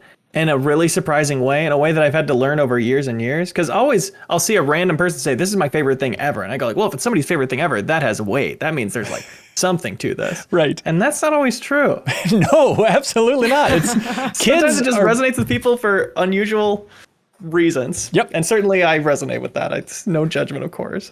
There we go. Hauling Gas writes in and says, hello, Mr. Vader and the gang. Hi. Monsieur Leo, can you please enlighten everyone on why Skull and Bones is this year's most underrated game? You have 90 seconds and go. Yes, I was stoked to hear Jeffem has played this as well. I think the gameplay, if you're looking for gameplay that's not good, look no further. I really was like, it's a fine enough pitch. I like pirate stuff. Of course, the not walking around is like, if you're going to delay the game 8 years, let's add the walking around part that every player wants to do. But at least maybe the ship combat is like visceral and fun, and it turns out it's exactly like the Black Flag combat, except there's hit markers now, and it just is not enough to make me want to sink time into it. It just doesn't feel good on the base level.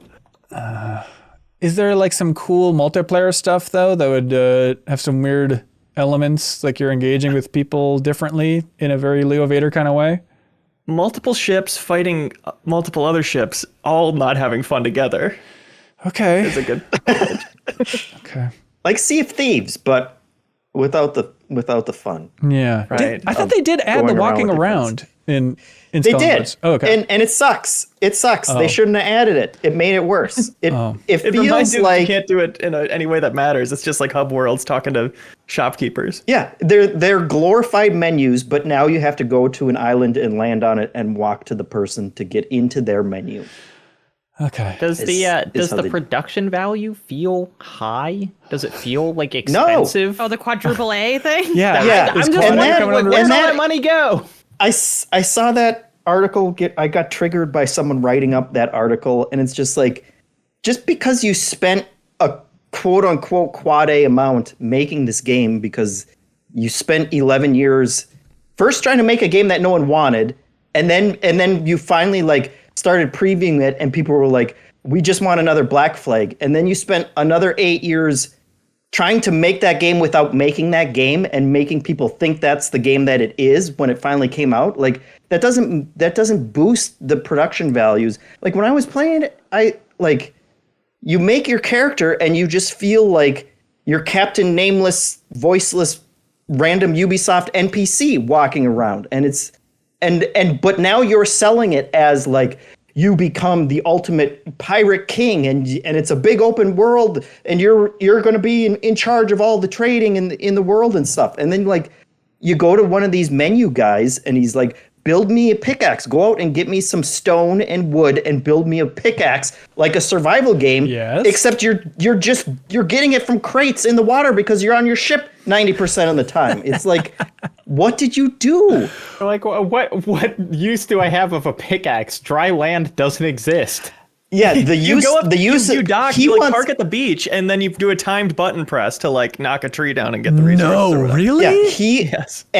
And the reason you're building a pickaxe is to give the guy a pickaxe so that he can give you a slight like your crew will have more stamina if he has a pickaxe to make you something with. And it's such a bummer. Like I went into it with low expectations because I knew it wasn't going to be the game that I wanted it to be. But I was like, hey, you know what? I'm still excited to see what they actually turn this into after so many years. And it's like, yeah, a thin veneer of what people wanted it to be without it being that, and it's still the game that they originally had wanted to make, and it's like I didn't even find the ship combat as fun. Like it feels a little more arcadey, and it's just kind of like spam the cannon button while you're like rotating around your ship. It's a big bummer. And not to talk about what it isn't, but like it adds so much the threat of doing stuff on foot and Black Flag, like possibly getting boarded and stuff if you're losing a fight. And fights changing like that. It's taking away the prospect of anything interesting happening when you're on foot. It just makes it's like Fallout 76 when it didn't have NPCs. It's like, where's the adventure here? Like, what could surprise me? Yeah, I talked to my wife about it because she saw me playing it, and she was big on Assassin's Creed Odyssey. Like, and she was like, is that a Ubisoft game? And I was like, yes, it's, pirate themed or whatever. It's a Ubisoft original, my dear. Yeah, and she like enjoyed all of the ship stuff in Odyssey, and I was like, yeah, it's like that, but they took out the boarding, which is like the coolest part, and like you don't have like you're not a person in that world going around. That's the fun of those. And again, that's like, it's a different game from what we wanted it to be, but now you're trying to sell it as that, and you're trying to convince people, like we added more of those elements, and it's not what you wanted. It's so weird to think about Sea of Thieves coming out, slowly building up more and more, and everyone being head over heels for Sea of Thieves. Maybe Sea of Thieves excitement starts to dip a little bit. Then here comes Skull and Bones building up, and then maintaining for years and years and years of saying, we're going to come out. I swear we're going to come out. Finally comes out. It seems like no one cared. And now they announced Sea of Thieves coming to PS5. And it's like back to like, you know what? Sea of Thieves on PS5, that sounds pretty good. I'm looking forward to checking out Sea of Thieves. It's like a weird leapfrog situation. Yeah, it's going to be a lot of people jump to that from the ways this game lets them down, I think, for sure. Yeah. There's like trading and stuff in the late game of Skull and Bones, setting up trade routes and having passive income resources and stuff. Those systems sound kind of interesting, but if the base of it isn't there, there's no way I'm seeing it through to that point. And that's why it's this year's most underrated game, Howling Gas. So that's why it's rated so low. Brady Griffith writes in and they say, which way do you face in the shower? I feel like TV and movies show people facing the shower head, whereas I usually find that I face away from it. Am I weird? I would say that's weird. I face away from it. Facing it is I weird. face away from it. Whoa. Wait, Janet, what do you do? Split jury. I face away from it, but I was just clarifying. Whoa! Leah, we're in the minority for facing the shower head straight on. No fear. Directly to the forehead. Wow, I thought. Yeah, I mean, I don't want to drown when I'm standing in the water. That's to be clear. Sometimes I am to be resuscitated facing a lot. It just depends on what I'm doing in the shower. If I'm washing my body and I have to when I'm clear my chest, I'm washing, I face I'm it. But if I'm just standing there and like, doing soaking what? it in. Soaking it in.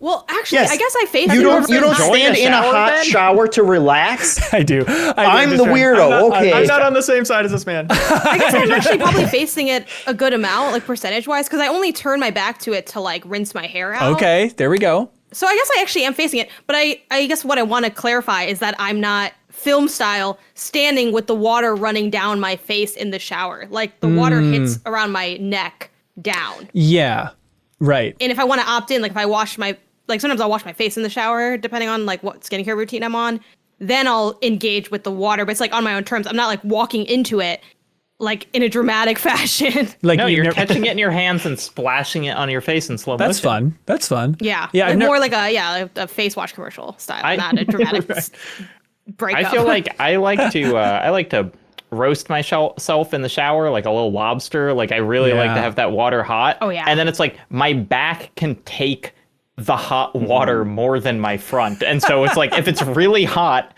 then it's like it's hitting my back because that's less sensitive. And I think that's why.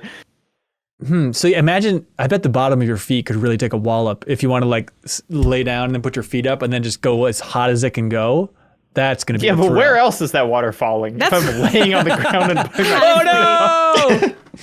This is bizarre. SJ Man in the comments says, I stand sideways because that's where the curtain is. Am I weird? So I think we can all come together and agree. I do all of it. Like how I gotta Sideways rotate is- around to get all the stuff. Not me, baby. This was our Put joining a little moment. lazy Susan in this. I was just thinking that. Yeah, it should be just like a rotating Austin Powers bed Yeah, in there. it depends on what I'm doing. like, am I lathering? I'm probably stepping like towards the back of the shower. It's like a shower tub thing, so I can get a lather going before I like rinse. You know? I feel like the vibe of the question is like when you're just chilling. You know, like what's your default state? Because it's like, yeah, when I'm washing my front, I'm going to face the water. But like if I'm just thinking deep thoughts, I think back to the water. I'm rotating still. Is that psychotic? Because I want some heat like everywhere at different times. Yeah, I'm just spinning around. I'll do like a little, like I'm skiing. I think I'll kind of give a little bit of this here and there. But shimmy. I want to disconnect from the outside world. I think in the shower, so I need to face the wall. If I was facing the other way, it's kind of like a stand-up. It's one of those stand-up showers, but I could like see my bathroom. I don't even want to see my bathroom. I want to feel like I'm in a time capsule from hell with no hint of the outside world. So that's why I need just to face the water blast, I think. Sure. Have we gotten it all out? I think shower orientation, like we're all talking about our orientation in the shower, but I think the orientation of your shower in the bathroom is probably playing into all this as well. Great questions. Stephen Toth wrote in, said, this is a week late, but I have a weird custom food order story that I think about all the time. Thank you, Stephen. Patreon.com for all the weird custom food order stories, please. I worked for years at a small diner that mostly was just open for breakfast. On my first Saturday, a guy came in, saw that I was new, and said, just tell the cooks I want the stand special. I was horrified to find out that the stand special was a waffle with a ladle full of the raw waffle batter on top of it. Oh my God. Oh no. I was mortified, but I didn't say anything. I just watched this man eat this waffle with his fork and knife smeared in the waffle batter. This guy would come in every weekend and many weekdays too, and he always ordered this. 3 years after I started, the owner died and some restaurateur bought the joint. A few months after that, I was about to service the stand special when the new owner saw what was happening and screamed, absolutely not. What are you doing? And wouldn't let me serve it. She was very adamant that we had to stop this right now. I went out with a batterless waffle and told the news to Stan. He thanked me, ate his waffle, left, and no one saw the old man ever again. He needed it to live. Wow. Yeah, can you imagine? Every time I make waffles, I think of this. One time in college, I was making waffles and I got curious and I dipped a waffle in the batter. It was horrible. It was like dipping a chicken tender in liquefied chicken tenders. Side note, working at a breakfast joint was one of those jobs I didn't appreciate for its awesome factor until those years later. The cooks were incredible. They could make every regional variant of egg that was asked of them. You would get people with the weirdest egg requests and the cooks would all be like, I got it. It amazed me every time. So go to your local diners and support them. There's such an interesting arms race with eggs for chefs, I find. Like YouTube recipes, whenever pros weigh in on eggs, they always have their own like super fancy way to do an egg. I feel like it's some kind of measurement of chef character. Really? I guess so. Yeah, there's a lot of spin, a lot of personality I guess you could put on that very basic thing. Right. That's the idea. I do want to say, in solidarity with Stan, I've never put a ladle full of waffle batter on my waffle, but I make pancakes and I make waffles pretty often. And it's like, I am going to lick the spatula from the bowl. I think that waffle and pancake batter is real yummy. I don't think it's that freaky to go the extra step. Though I would never ask for it at like a place of business. I would be like, I have to do this in my own home. That's your own shame. No, same. I barely even ask for what they're genuinely offering if it seems too much of an inconvenience. I'm like, you know what? People will give me the wrong thing, and I'm like, it's like I'm not looking to start anything. Like, let's just take the L if we can. But it sounds like it wouldn't. It could not. It has a potential, but then it's funny hearing like the person that wrote in say I tried it and actually it's very disgusting, which I think is also very valid. Very valid. I used to work in a burger place, and the weirdness that we would get was usually just like the extremes of burger cookness, where it would be like some people would be like, no, I want you to hit the button for well done like 12 times so they know how well done to make it. And then there's once a guy where I remember his phrase where he was like, I want a cow walked through a warm room. was Yes. like how much he wanted his burger cooked. I always like the people too. The Do old what I phrase can. like, bring the cow in, wipe its ass, and put it on my plate. I always like that one too. Voivod. By the way, it's a weird career, I suppose, but I feel like on Giant Bomb, at least 3 times now, Dan Reichert has brought up how I only like my steaks burnt to a crisp.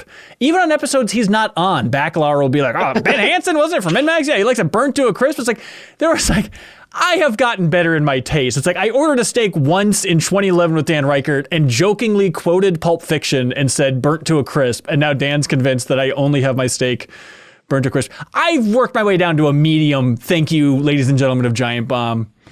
So... I feel like we have the same kind of talk a lot. He's just a toxic personality in your life, man. I think you just got to cut him out. That's interesting. He's always pulling this stuff with you. Yeah. But he is really good at Balatro. So, like keep him around if you need tips. Yeah, you gotta keep him around. Voivod, right? I'm sorry, Voivod McGarnagle. And if this is your real name, I apologize for laughing at it, and I respect you and your heritage. Hey, MinnMaxinistas, what, if anything, would make PlayStation revise its course on depending so heavily on bigger and bigger, in scope and budget, first-party releases? Would we ever see a medium-scoped God of War, for example? I think you totally could see that. Yeah. I don't know if you'll see it at the scale that this person's kind of implying, if they're saying we're backing off completely out of, the big kind of meaty AAA thing. I don't necessarily think they'll back away from that entirely outside of a big shift in the industry or major success in other facets of what they do. Helldivers 2. PlayStation, Yeah, Helldivers 2 is a PlayStation double-A game. Yeah, PlayStation currently is that until it doesn't work for them or they find so much success in the other stuff that they can lean into it. But I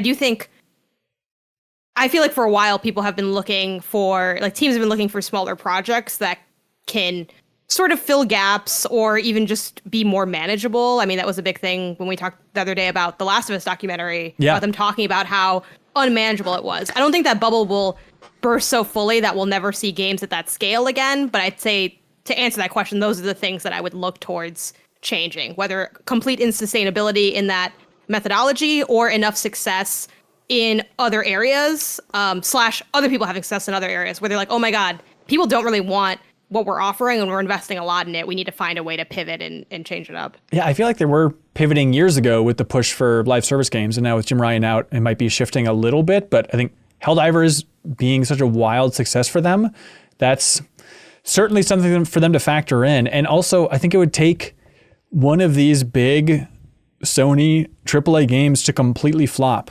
And it's like up until this point in kind of current era Sony, it's like The Order and Days Gone, maybe the weakest in that mold, but Days Gone certainly, I'd imagine, made its money back, and The Order, I would also imagine made its money back, but I guess I don't know that for sure, But it would take that big flop, or Neil Druckmann leaving Naughty Dog.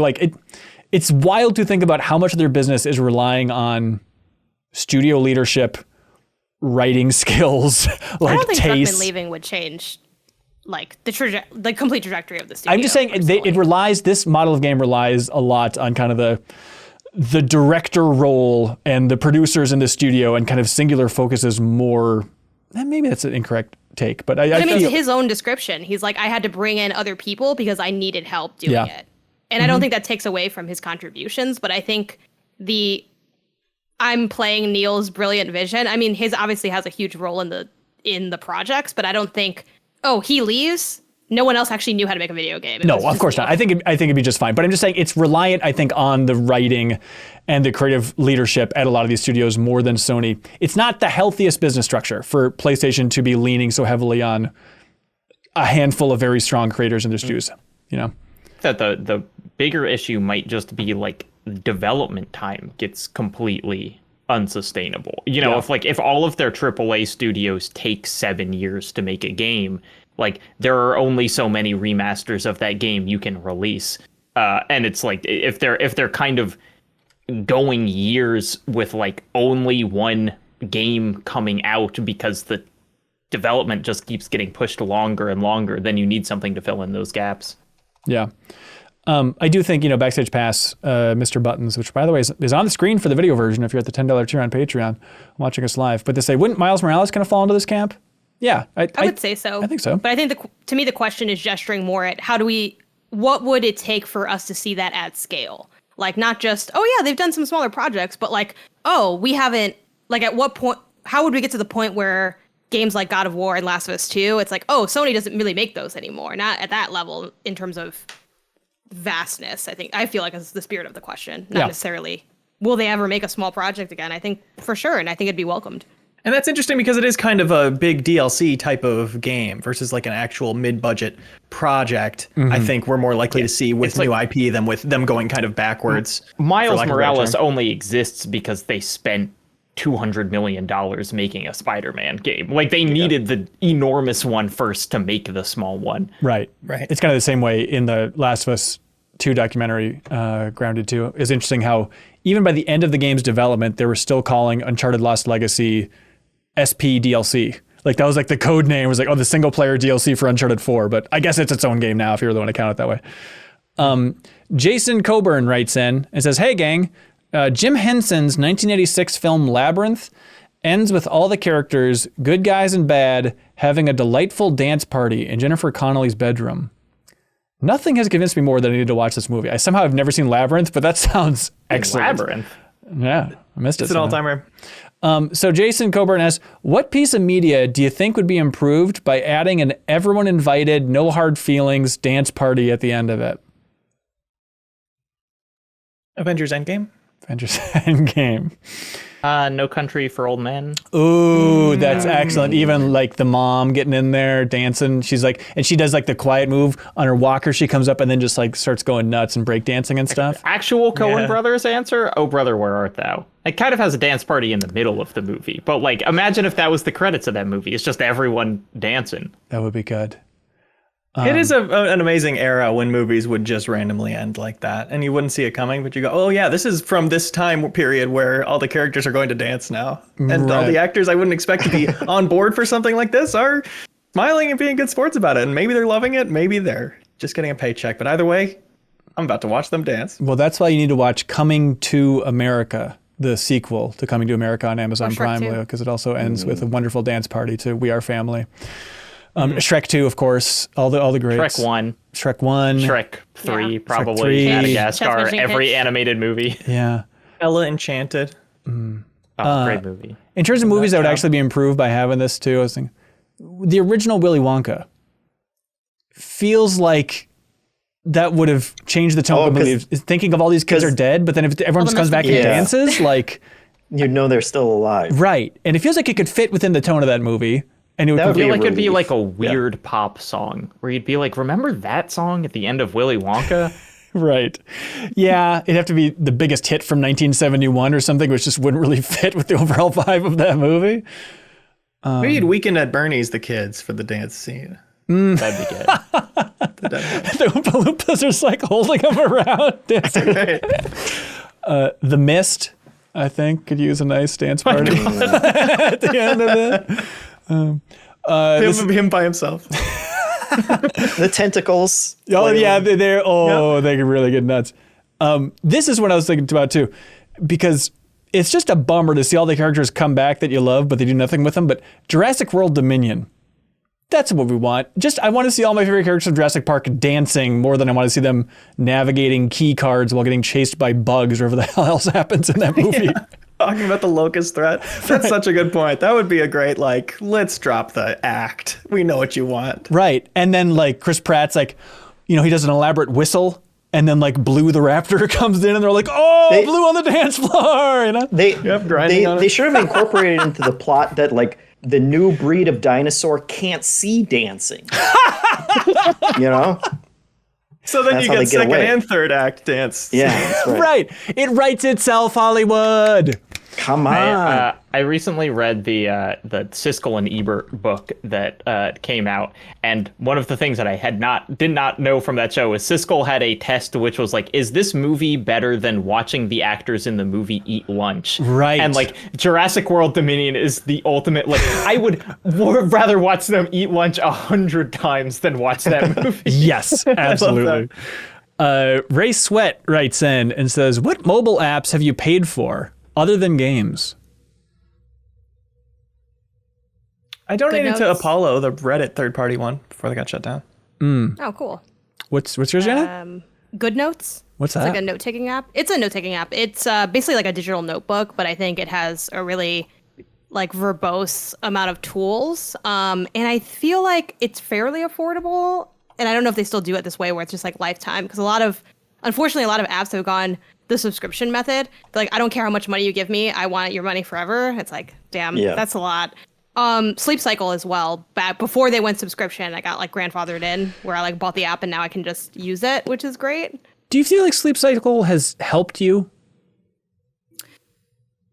Okay. I think a little bit. Okay. Every once in a while, I see you post that stuff, and I just think, like, isn't it easier just to not think about all this stuff and just try some strategies without having another thing to check the data on for something as primal as sleeping? It kind of freaks me out, if I'm being honest, Janet. Yeah, you talked about this with the Pokemon sleep thing. You're like, oh my god, like stop Ash it. is listening to me breathe. That's so I'm not weird. one of those weird privacy. I would be honored if you listen to me breathe. It's just more, I don't want another thing to check. You're Yeah, I allowed mean, to I not really want just- someone to listen to you breathe while you sleep. I honestly, more so than the data, because I'm not really. So what Sleep Cycle is, it's kind of implied by the name, but it's like an app that tracks your sleep and it'll like give you like data on like the quality of sleep, stuff like that, with coughing, all that. I don't really use it to change much of my sleep behavior because the information is pretty clear. It's like, if you sleep a little more, that's good. If you sleep too much, diminishing returns. Like, we kind of already know that. What I really like it for is the smart alarm, where I set it and within a 30-minute window, it goes off when it's easiest to pull me out of my sleep. And that's what I like using. Okay. That That's seems interesting. nice. I take it Yeah. back. Michael Karpinski writes in and says, recently the Besties podcast has proposed shifting away from the term Metroidvania and instead is using the Japanese name for the genre, which is search action. What do y'all think about this? Jeff Gersman also uses... Absolutely not. He also uses Bad search mouthfeel. action. I like search action. Edge I will lord take. Search action? search action. No. Survival games are search action games. Yeah, this is like, you know how Metroidvania... What game isn't a search action? And, yes, you know how Royale. a lot of genres like have crossover where it's like, well, what's specific? I feel like it's like, let's take that problem and make that problem worse by calling it search action. Yeah, I feel like the where this question went wrong was, hey, we're gonna choose a new name for this thing. Like, names develop naturally out of things. But you they're can't saying- just say, hey, let's everybody change what we call this now. Are you calling the That's never gonna Japanese? work. It's a Japanese name for the genre, is search action, apparently. Probably but it's feels also better in stupid. Japanese. It's Okay. like, my guess is if we understood Japanese, it would make more sense than search action. It's probably also been grandfathered in over decades, and they hate it too. Yeah. Yeah. Like we hate Metroidvania. Do we hate Metroidvania? There were probably two games called like not my Search and favorite. Destroy and Elevator Action, and they just smashed them together, and it doesn't even mean what we think it means. Oh, I love elevator action. Gavin Fitzgerald writes in and says, favorite meal or dish that you've had recently? Mine, Gavin butts in, always trying to squeeze this in. At a local food truck event last weekend, I had a block of vanilla ice cream between sweet and chewy brioche buns covered in caramel and Biscoff sauce. It was so good. Wow. Give it to us, Gavin. What do y'all got? I made a grilled cheese on Monday with a baguette and American cheese, cheddar cheese, mango habanero Gruyere, and spinach and fried onions. Whoa. I dipped it in tomato soup. It was so good. That's too fancy. That sounds like a $20 sandwich. Might have been. How if you make it? Yeah. My Go ahead, Jacob, please, my son. A while ago, my partner and I were celebrating like a thing that she had happen at work, and we went to a tempura place where they just, they give you a bunch of different fried pieces of seafood essentially, and there was a piece. It was like white sea bass or something, and we ate our little piece at the same time, and we're just like, oh my God. And we called, it was a small enough restaurant that we could just kind of like wave to the waiter, and we came over and we were like, do other people feel this way about the white sea bass? And she was like, the other day a woman ate it and started crying. Oh, what? Wait, where is this at? I need to go there. It's a place called M Tempura in Durham. So, if you're in Durham, go check it out. But it was like specifically that one thing. And it was like, yeah, other people have this reaction. You are not unique in finding this so moving. Is white sea bass the same as Chilean sea bass, which is what they eat in Jurassic Park? Because it always looks good. I've just never had it. I'm going to assume it is. I truly don't know enough about fish to know. Man, mine is not even at a restaurant, but I just went over to hang out at my friend Rory's house a while ago, and he just made a pizza, which, homemade pizza. It's like, yeah, sure. I feel like I understand the range for that. I really feel like this is the best pizza I've ever had in my life. It is unbelievably good, and it's just a dash of honey in there and a dash of barbecue sauce, but then it's just like a kind of deep dish type thing. Was it like a cast iron pizza? What did he make it in? Or like a Neapolitan? It was a pizza. So okay. Yeah, it was cast ironish, and then he put it in like a air fryer or some other fancy device. I don't know anything about cooking. All I know is the pizza. I don't know anything about it. All I know is the tastiest, crispiest damn thing I've ever had in my life. Ant writes in, they say, hey gang, a few episodes ago, you talked about the difference between missions and quests in games, and I really enjoyed that discussion. Thank you, Ant. In 2002, Final Fantasy XI, it released and it actually had both in the game. Missions were the ones that pushed the story along, while quests were side content. Thank you, Ant. So Final Fantasy XI has answered it once and for all because it is the genesis of all things. I would think it would be the opposite. They say nay. Luke Neff writes in, and Luke says, hey, MinnMax, a few episodes ago, Ben lamented the lack of modern movies tackling the concept of greed and its evils. This was on Bonus Pod, actually, where we're talking about Frank Capra movies from the 30s and 40s. And I just have gone down the rabbit hole because so many of them are just hell-bent on tearing down greed as a concept. I feel like we got away from it. This is a bonus pod conversation that Jacob and I had. Anyways, Luke says, which of the other deadly sins has the best catalog of media devoted to unpacking it? So we got greed, pride, lust, wrath, envy, gluttony, and sloth. Probably Jefflem's Home Movies? Wrath? Wait, so we're just picking which sin has the best collection of movies that are about it? Yeah. Yes. Wrath or lust, right? Are we saying that they contain these things or that they discuss them meaningfully? Unpacking it. You said unpack. Unpacking. I feel like more than just a theme. I think themes are unpacking. Okay. Yeah. Well, so does John Wick count for Wrath? Yeah, I think it does. I think it does. Yeah. I was honestly on the lookout for. I could not remember this off the top of my head, but I was looking for what's the closest to vengeance because I think there's just a lot of Kill Bill. There's a lot of films and media that have to do with revenge. Whether that's just getting it and the satisfaction, the emptiness of revenge, Park Chan-wook, baby, last Vengeance trilogy. That's right. Pride and Seems Prejudice. Like the biggest pool. Yeah, I think so. Pride is one of those that, if I were smarter, I'd come up with the reason why Pride is actually the answer here, and that it's the great umbrella for a bunch of great films. Is Breaking Bad Pride? I think Breaking Bad's Pride. Yeah, no. I think it's more greed than pride. Is it great? He's trying to survive. I think it's a little everything. Power. Because it's definitely a little everything. That's actually very true. It's Not enough Pride lust. gets you smart. You get like Michael Clayton. Yes. Pride. That's or something. exactly it. You get kind of legal thrillers with Pride. Right. Yeah. Frank, great movie about pride. Right. Sloth has to be the worst, right? Well, gluttony. Heavyweights. What gluttony film is there? Everyone loved The Whale, our favorite movie. Okay. All right. Supersize Me? I don't know what's in that gold. Yeah, that movie sucks. Sloth. It'd be like Zootopia. Ice Age. Yeah. What else we got? I think is Supersize Me secretly about pride because that dude was actually just an alcoholic and they were your liver's failing, and he's like, yeah, must be all the McDonald's I'm eating. Yeah. I started eating a week man. ago. Yeah.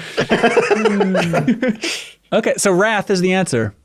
And then Envy? and then video games would just be Wrath. Nice and easy.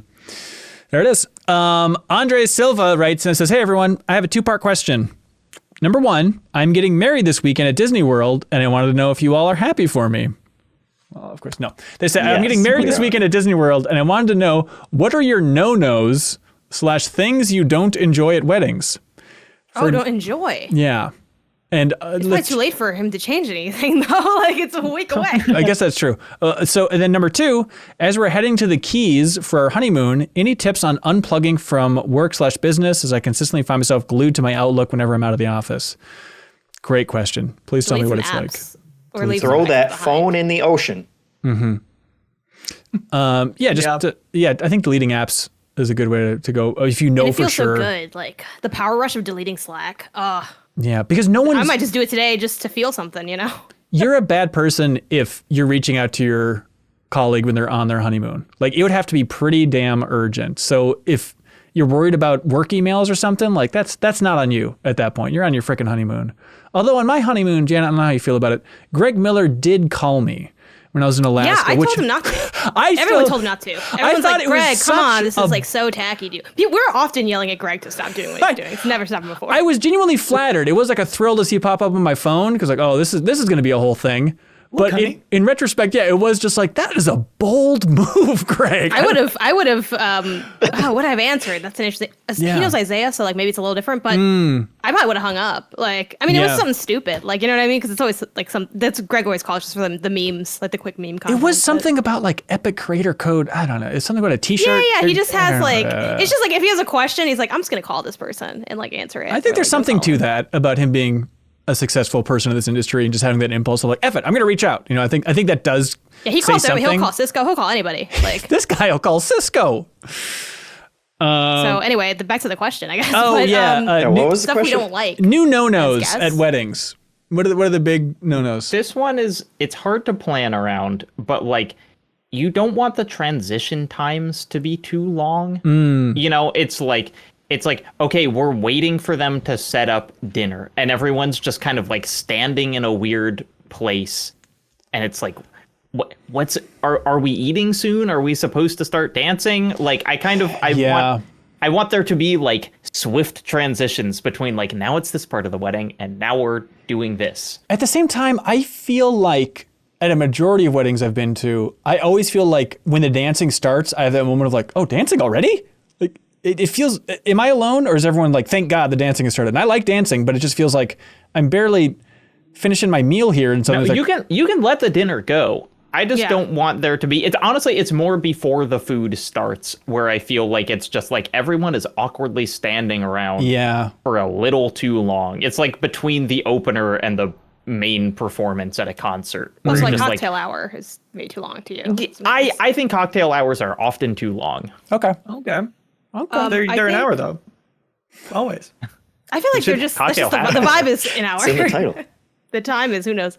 I think if you have speeches, probably keep them kind of short. Not because Yep. I don't mind hearing them, but I was at a wedding where, like, for me, I always like look at the people talking. Like, I feel like it's really rude to like not do that. But I could tell that, like, I think you just kind of lost the audience, and like there were a lot of side conversations, and it kind of just felt like not great.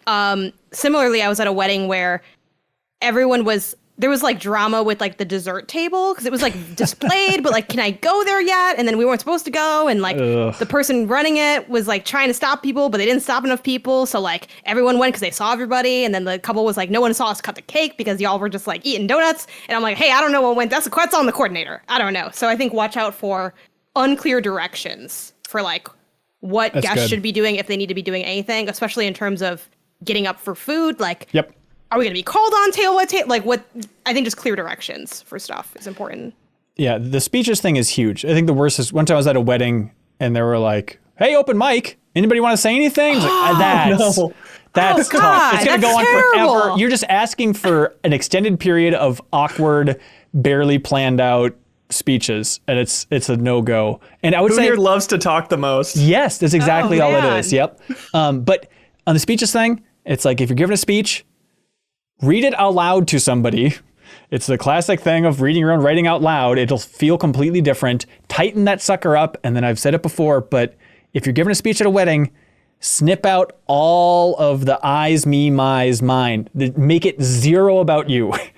Like, just focus fully on other people. I feel like every wedding speech, people cannot help but being a narcissist in that situation. It's like, this is the one time where truly nobody gives a crap about you. Like, just go all in on highlighting the bride and groom, and it's going to be way better overall.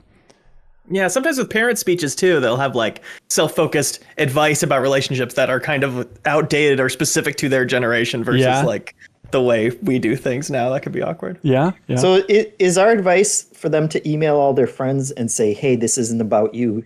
Cut out any crap in your speeches. Yes, I would. There you go. Well, you can send them this whole episode of the podcast and say, you should listen to this whole episode. I think it's just a great episode. Like, oh, this is so interesting, right? What do you think? And like, act like it's not. It's not like imposing the information. So we should talk about Skull and Bones at our wedding, or I don't know. There you go, Andres. That's it. And that's how to have a perfect wedding. And congratulations. Enjoy the honeymoon. Who wins that vinyl? We'll be calling. Oh, we'll be calling. All right, Andres. Who wins that Psychonauts 2 vinyl? Tough call this week, eh? The wedding was fun, even though it's the thing we just talked about. Also, shout out to the Skull and Bones, because it got the Platinum Jeffrem rant. I enjoyed and the shower that. question, because the answer kept changing the more I thought about what they're really asking. Yeah. Which maybe means I should think about it more before I answer. Shower one was some classic, just like, oh, we're different and we have opinions. Classic slice of life content. I do like that one. I like is Dead Space Extraction one person's favorite game? I like the Stand Special. Don't discount that. That was fun, actually. I did like that a lot. Dance Party. 7 Deadly Sins. Are we leaning shower? Shower's my No, actually, I stand question. straight up in the shower. Oh, really? What's that like? I don't No lean. leaning. Well, I congratulations. wrap my mouth around the shower head. That's how he stays hydrated. Kirby. Brady Griffith. There we go. Congratulations. You won the Psychonauts 2 vinyl soundtrack. Thanks to our friends at I'm8bit. You can use that promo code LeapfrogYear for 10% off of everything under $100 in the I'm8bit wonderful online store. I'm sorry for people who have the ad-free version of the podcast, but I forgot to mention this earlier, so that's why you're getting a little bit of an ad later on your podcast. Enjoy. $5 tier for the ad-free version. Now it's time for something that we like to call Get a Load of This.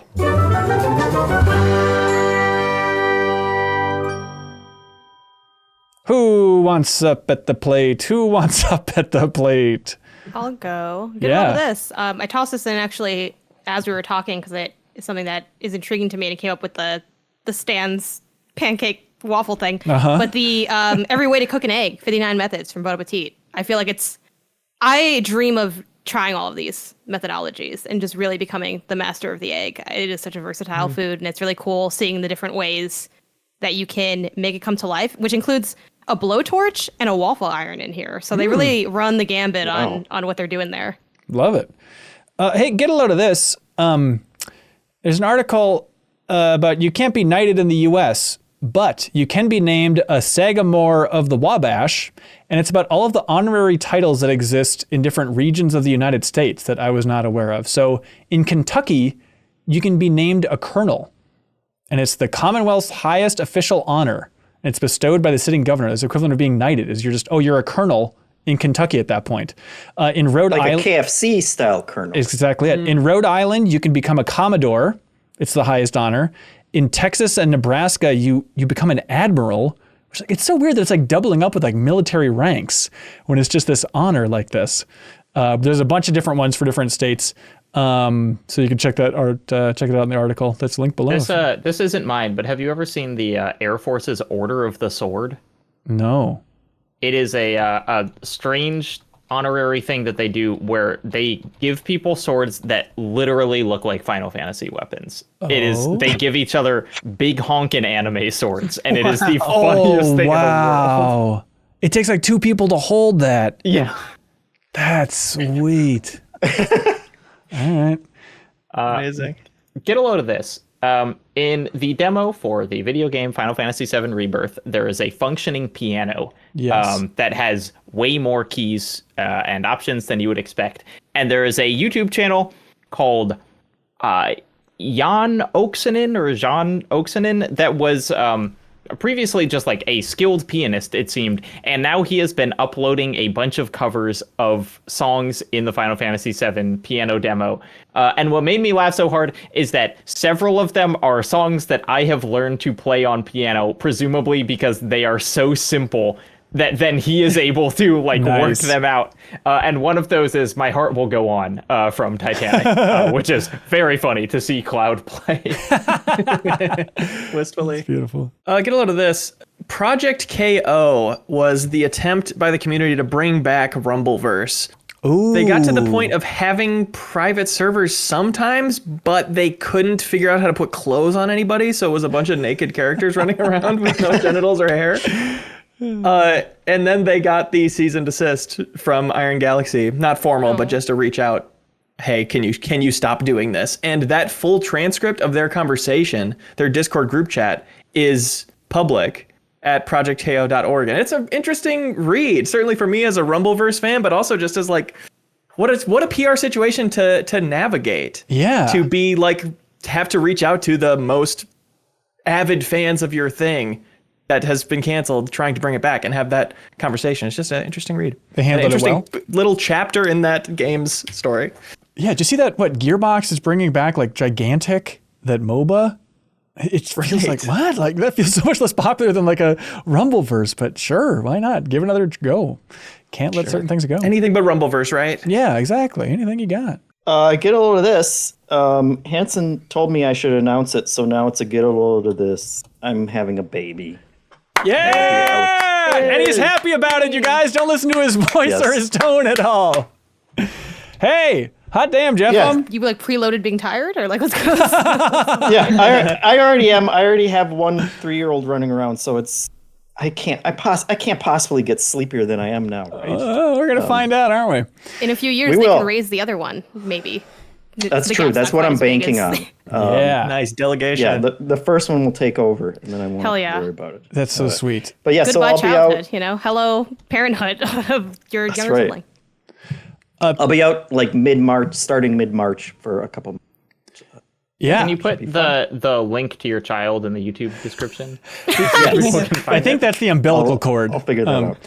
Yeah. So, DNA sequence. He might still need that right now. Jeff from Backstage Pass says the announcement on your solo stream last Thursday was really weird because you technically announced it in that Balatro stream. Yeah, people kept on bringing up, someone brought up, are you going to do another board game video and are you going to do another thing? I was like, well, yeah, the next couple months are going to be busy. And then I was like, I have been muttering around this for too long now. I should just say what is happening. You broke your own embargo. Very impromptu. I did. I broke my own embargo, but I guess I can't. It's okay when it's your embargo, I guess. Yeah. Well, only the real fans got that information. That's right. I'm a fake It's Jeff true. fan, so I found out right now. Watching an hour into a Balatro stream. But I mean, Jeff, it was people asking you why you aren't going to be on the deepest dive for Final Fantasy VII Rebirth. Yeah, that was the second, the tabletop one came first, I think, and then that one pushed me over the edge and was like, all right, let's just. I'm having my own rebirth. That's exactly it. Yeah. That's literally the joke I made. So sorry, Jeff isn't going to be joining us on the deepest dive for Rebirth, but there's a very good reason why. So congratulations, Jeff. You enjoy your break, and I'll be sure to bug you just like you're on your honeymoon. That's right. It's going to be wonderful. So yeah, middle of March for a couple months, Jeff will be out of the picture here. But we'll have AI Jeffem to fill that gap, and everyone's going to love it. Perfect. Hey, get a load of this in the MinnMax community. There's that get a load of this channel where everyone shares their factoids. We had somebody write into the podcast this week just like, hey, I don't want to use Twitter anymore, but I don't know where to get my gaming news. I'm telling you, I'm not just trying to upsell you, but in that MinnMax Discord, the $3 tier, which you get access to, that feed is truly great for a breezy, clean read of gaming news from around the industry. But General Jackass writes in and they say, hey, there's a neat web tool that can search across the transcripts of a YouTube channel or playlist, and it gives all the relevant timestamps for any search term. It's very handy when you can't remember in which video something was mentioned or when you want to find all the instances that something was talked about. So there's a link below if you want to use this, but it is an awesome tool. Now with the transcriptions on YouTube, you can search for how many times this phrase has been said across an entire YouTube channel. So for example, people give me crap about saying, am I nuts too much? And it turns out in the entire history of the MinnMax show, I have said that phrase 44 times, which feels low to me. Okay. Am I nuts, or does it feel like he's said it way more times? Yeah. than It that? does. Maybe the AI is off. I'm a little bit obsessed just because I've listened to his voice for so long, but I can't impersonate it. But Jeff Gersman has a tick, and we all have verbal ticks, right? But he says, I don't know. He says, I don't know a lot, especially like solo podcasting does it a lot. So I searched how many times Jeff Gersman has said, I don't know on Jeff Gersman's YouTube channel, and it's 14,674 times. That's so unfair though, because it I know. includes It stuff does. outside It of does. the I It's, don't know. I'm not trying to insinuate that he's, an ill-informed person. He's clearly one of the You're like, smartest there's voices in me the who's industry. killing it at 47, and then this clown's getting away with 14,000. I don't know. Yeah, this Google tool said that I'm smarter than Jeff Gersman. I don't know. It's just right there. I don't know. It's weird. Oh, I don't know. You don't know. Just get a load of it. I don't know. Am I nuts or I don't know? All right, that's it for this episode of the podcast. We have some stuff coming up, believe it or not. We have Trivia Tower coming up February 23rd. It is the second one that Michael Huber is hosting. It's happening at 7 p.m. Central this Friday. So if you jump in at the $2 tier on Patreon, you can compete in game trivia to win an Astro A30 headset, which is worth hundreds, and you can win a code for Balatro. On Steam, which is going to dominate your life. If you make it to the third floor there. If you make it to the fifth floor, you get a code for Grand Blue Fantasy Relink. The RPG that's out now, so that's a good get. A ton of other prizes as well that's available to you. And Tim Geddes from Kind of Funny is going to be joining as the co-host for this episode with Michael Huber. So help support this show, help support MinnMax as an outlet by jumping in there, competing in game trivia. You also get access to the Discord, and you get access to submitting your thoughts on Final Fantasy VII Rebirth for us to read during the deepest dive. So please jump on in there and support the show that way. And access to submitting your crushes for Thirst Council if that keeps going. Right. We had the second episode of Thirst Council for New Show Plus. It was a hot one. Second episode, we talked about it last week, like, could anything dethrone this show, which seems to be a community juggernaut in the second week. And so I think we even joked about it in the last episode of the podcast, like, oh, House Hunter Rise, I don't know. And we put House Hunter Rise in the poll this week, and Thirst Council crushed it. So that show is not coming back for a while. And everyone's saying, oh, Hansen, classic Hansen, putting in House Hunter Rise to try and get people off the horny train. Let the record show, and hope you all can back me up. That was 100% Sarah. Sarah's saying, F it, Civil War, put it in that poll, let's do it. So blame Sarah in a positive fun way. Episode 2 was really good. It was I fun. recommend it. It was a really fun one. Yeah, you can check that out on MinnMax's YouTube Unbiased channel. opinion. There it is. Great episode. Also, we're going to have a Max spoilers for Like a Dragon Infinite Wealth coming up soon on MinnMax's channel. If all scheduling goes according to plan, that's going to be up on this Friday, and then also in the bonus podcast feed if you're a $5 supporter, where you can also unlock Bonus Pod, which is the companion show to the MinnMax show that Haley McLean has been doing an excellent job hosting. Leo Vader and her had a lovely chat this week talking about Argyle, talking about your favorite animated shows. Haley McLean got a PlayStation Portal, and so she runs down the pros and cons of that whole thing. But fun episode there, Leo. Yeah, it's been a fun since Haley took over, and fun before that also. It's been equally fun. Haley has improved that show in a big way. Absolutely. It's super fun to listen to. Totally. Janet, you got something you want to plug? Yeah, I was on the most recent episode of the Easy Allies podcast. The title is The Real Xbox News with Jan Garcia. February 16th, 2024 is the date they sort of associate with it. Yeah, it was a fun time. It's I don't know if people know, but they shoot their podcasts, I think predominantly, if not exclusively in person. Exclusively, yeah. Here in LA. So I went to the studio, checked it out, got to be there live in person. Michael Huber was on there, who, y'all might know from being the interim Trivia Tower host. So this is our cultural exchange. You know? We got Michael, and I came across with my basket of MinnMax treats to greet the other content creators in LA. But yeah, it was a fun time. So really cool seeing their setup. Honestly, one of my favorite studios I've been to. It might be my favorite studio space that I've been to. Better than Kind of Funnies. I think I find it, the practicality of what Kind of Funny. I think their space works well for them because of their stream situation. Yeah. So that's kind of also the production value is just way more money, I assume. But the functionality of it, I think, is really well done. I really like how they have everything set up and spaced out. I think they've done a great job with the space. Same designer of the studio, I do believe. Yeah. That designer's done a couple. I think that designer's also worked on, if it's the same person, probably also on What's Good Games is really? set up, I think, That's cool. as well. If it's Tim's brother? Yeah, I think so. Yeah. Somebody's Tim's relative brother's is like all I always remember. happy to like come in and help people like kind of get their stuff rigged up. So yeah, really cool space. That's cool. Who designed MinnMax's? It's kind of nature. Honestly, you should have Tim's brother fly him in and just see what happens. See what happens. And record it because There you go. that's free content Enjoy. that you have to pay for. All right. Thank you so much, everybody, for sticking with us. I know we've had a stretch of really long episodes of the MinnMax Show recently. There's been a lot to cover, but everything's smooth sailing and short from here on out, baby. No more games the rest of the year. We're saving all of our game discussions for the deepest dive on Final Fantasy VII Rebirth. So thanks again for supporting that huge effort. Really appreciate it. And your contributions will only make the show better by submitting comments over on Patreon or just by listening to the show in your Patreon exclusive podcast feed. All right, enough plugs. We get it. Hey, did you know that you can become a game champion by supporting MinnMax at the $50 tier on Patreon? And you can lock in the game of your choice. Become the game champion, everybody. Just like Procyon number 6 is the champion of Ghost of Tsushima. Joshua Ayers is the champion of Borderlands 3, probably in honor of that Borderlands movie trailer that came out. RabidLime is the champion of Cookie Clicker. Great choice.